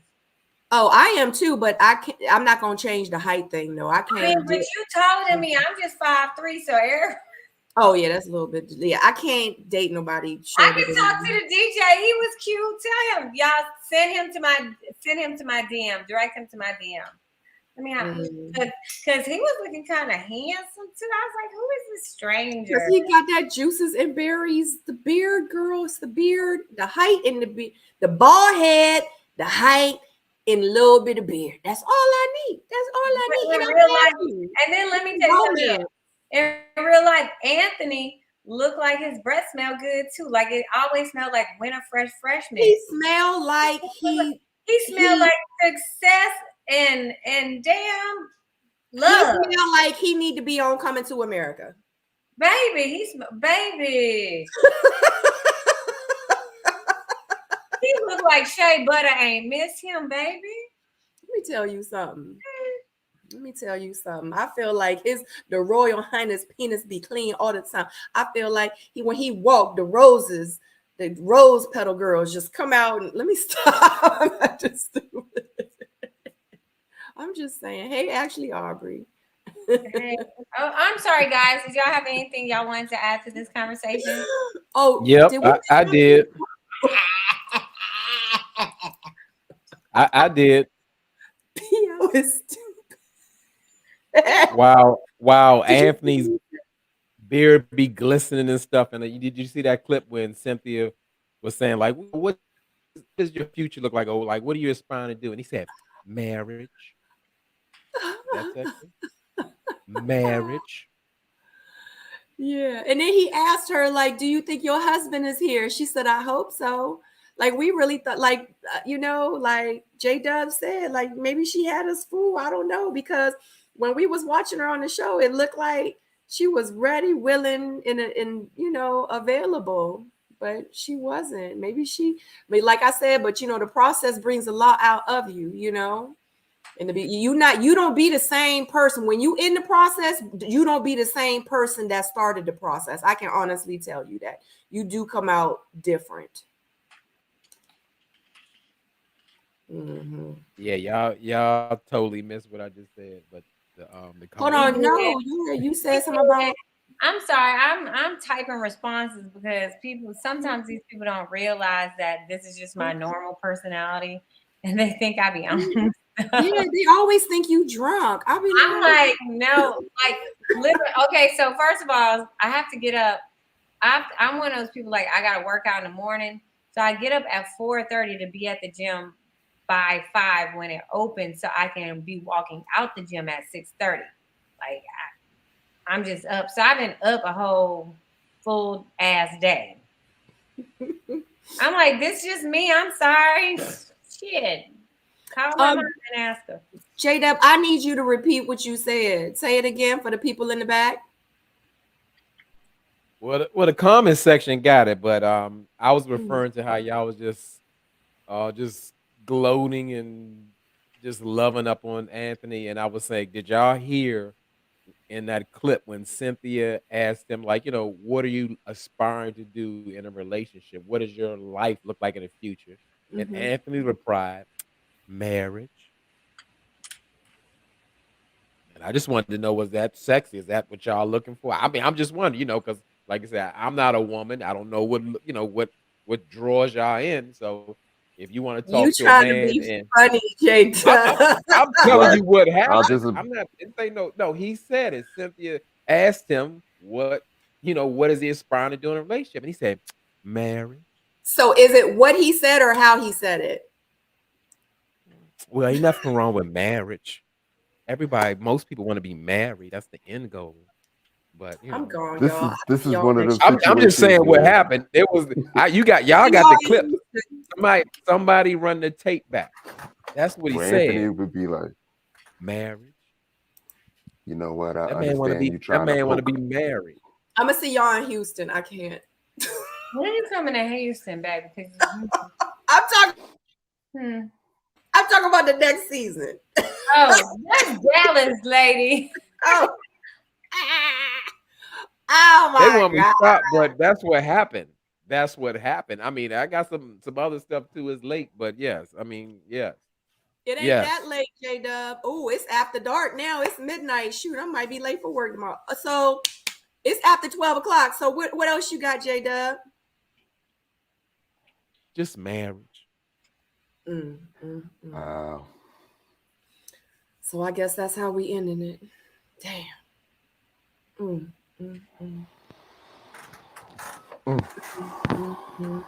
But I mean, I get it. And I've actually been, hearing a lot of that. And I've been seeing a lot of that. I actually seen it a couple times in our chat.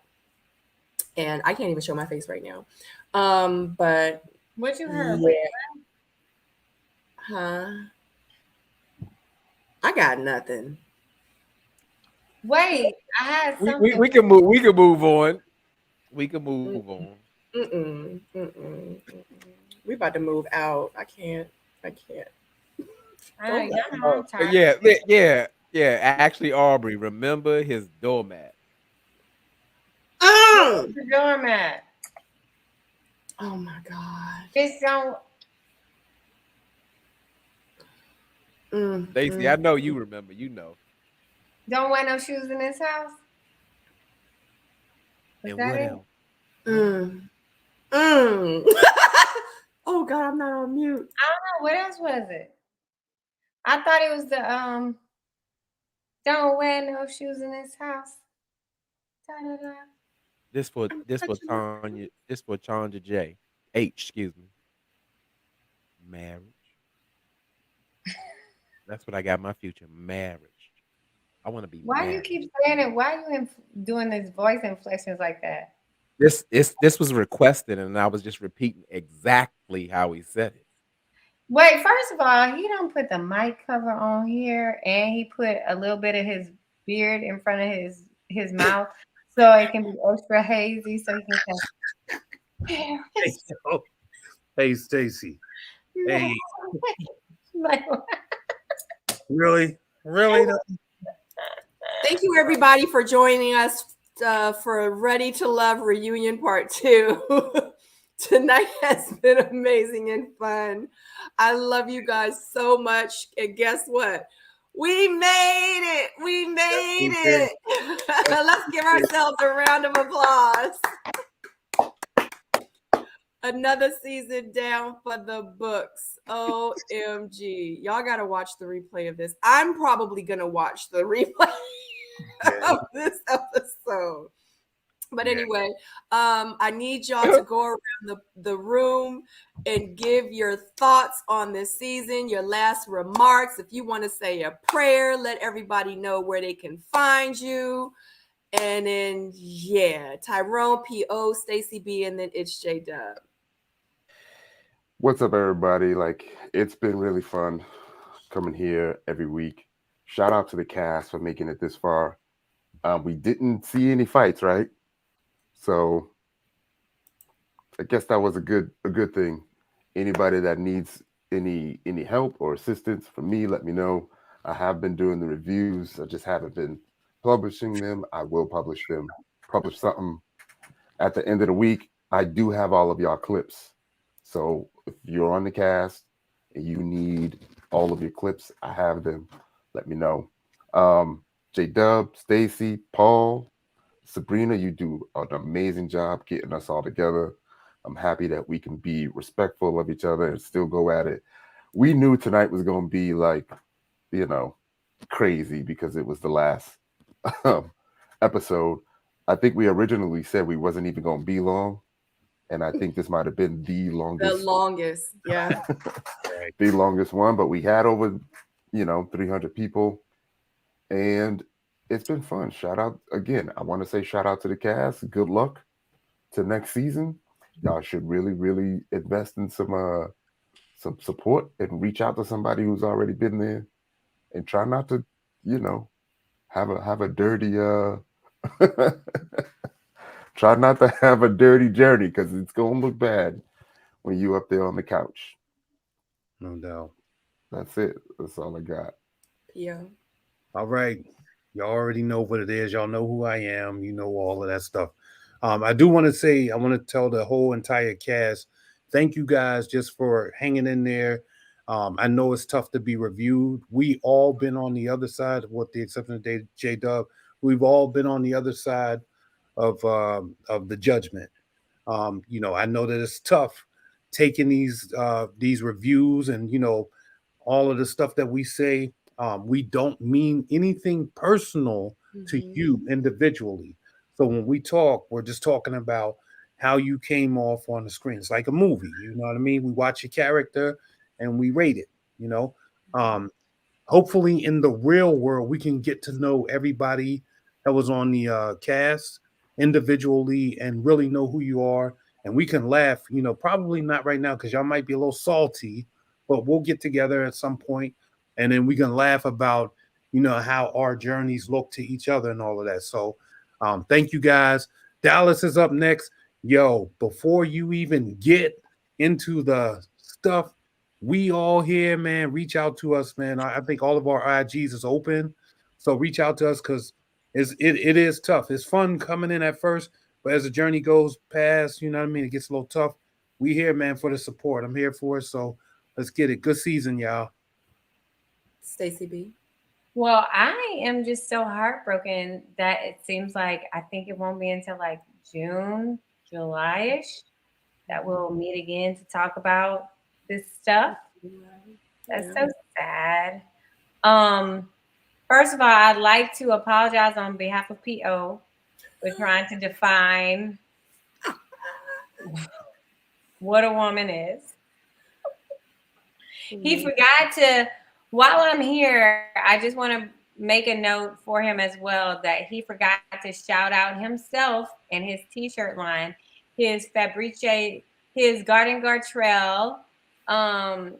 Denise Huxtable helped him make these. Coming down the runway in the bright yellow. Totin' pickles. With every shirt you get a pickle. Wow.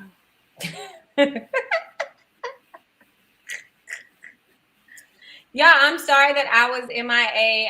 I see you, SJ. Y'all know my baby's got softball and track, so this was like really rough for me, but I tried to show up as much as I can because I really do enjoy being here with you guys.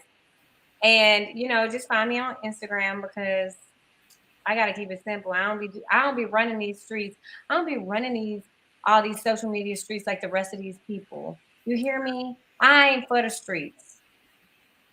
Oh, J-Dub. Oh, well, we just want to send a good send off to the panel.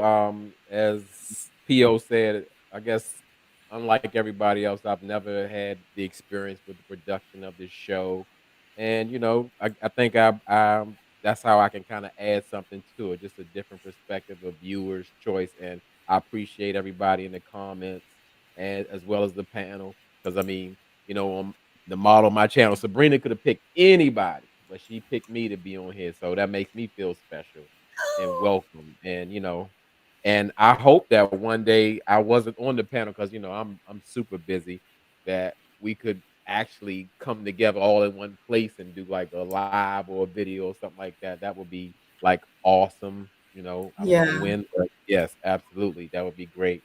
And yeah, check me out on my channel. It's J Dub. I do reviews of reality shows, all the popular ones. And I realize that I'm nothing without the people. So this Yeah. one is shout out to R. Hampton because we R. Hampton wanted to know what did Cynthia asked Anthony what his future looked like, what he wanted. And Anthony said, marriage.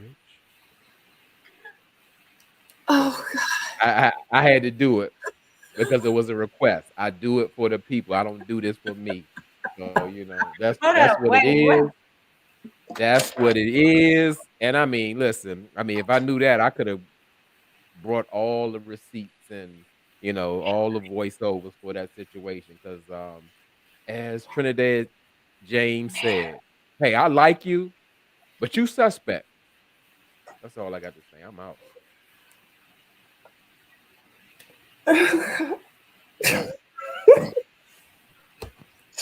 Yeah.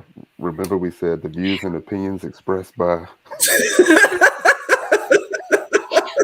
Jesus Christ. Jeez. Ah! The marriage part of the marriage. I don't. No, I think I just want to hang marriage. up. I don't even have any. Just want to hang up Marriage. at this point. I mean, it's very communicative. What do you see yourself in the future? I hate Marriage. you. Oh my God! Thank you so much, guys. I love you. Everybody loves marriage. Everybody. Shout out to my soulmates. Shout out to my moderators. Shout out to my panelists. Without all of you guys, there is no me. Thank you so much. If you are interested in joining the membership community, definitely click that membership button on my front channel. If you are subscribed to my channel, member on my channel, by the end of April, the last day of April, you will be receiving free merch from my channel. I love you so much, guys. This has been an amazing season. As much as I was ready for it to be over with, now I'm kind of shedding a tear that it finally is and that it's gone, because I don't think I want it to end. But it's cool because I'm going to see you again. Don't forget to like this video. If you are not subscribed, definitely subscribe. We would love to have you over here on my soulmate family. And other than that, comment down below and let us know how you felt about this season. And other than that, No, make sure you hit the like button on your way out. When you close out your chat, go hit the thumbs up. Yeah, click the thumbs up. Love you so much, guys. Can we get a bomb to end it? Can we get a bomb? P.O., I haven't heard no bombs all night. No. Ty ain't raising up his shirt today.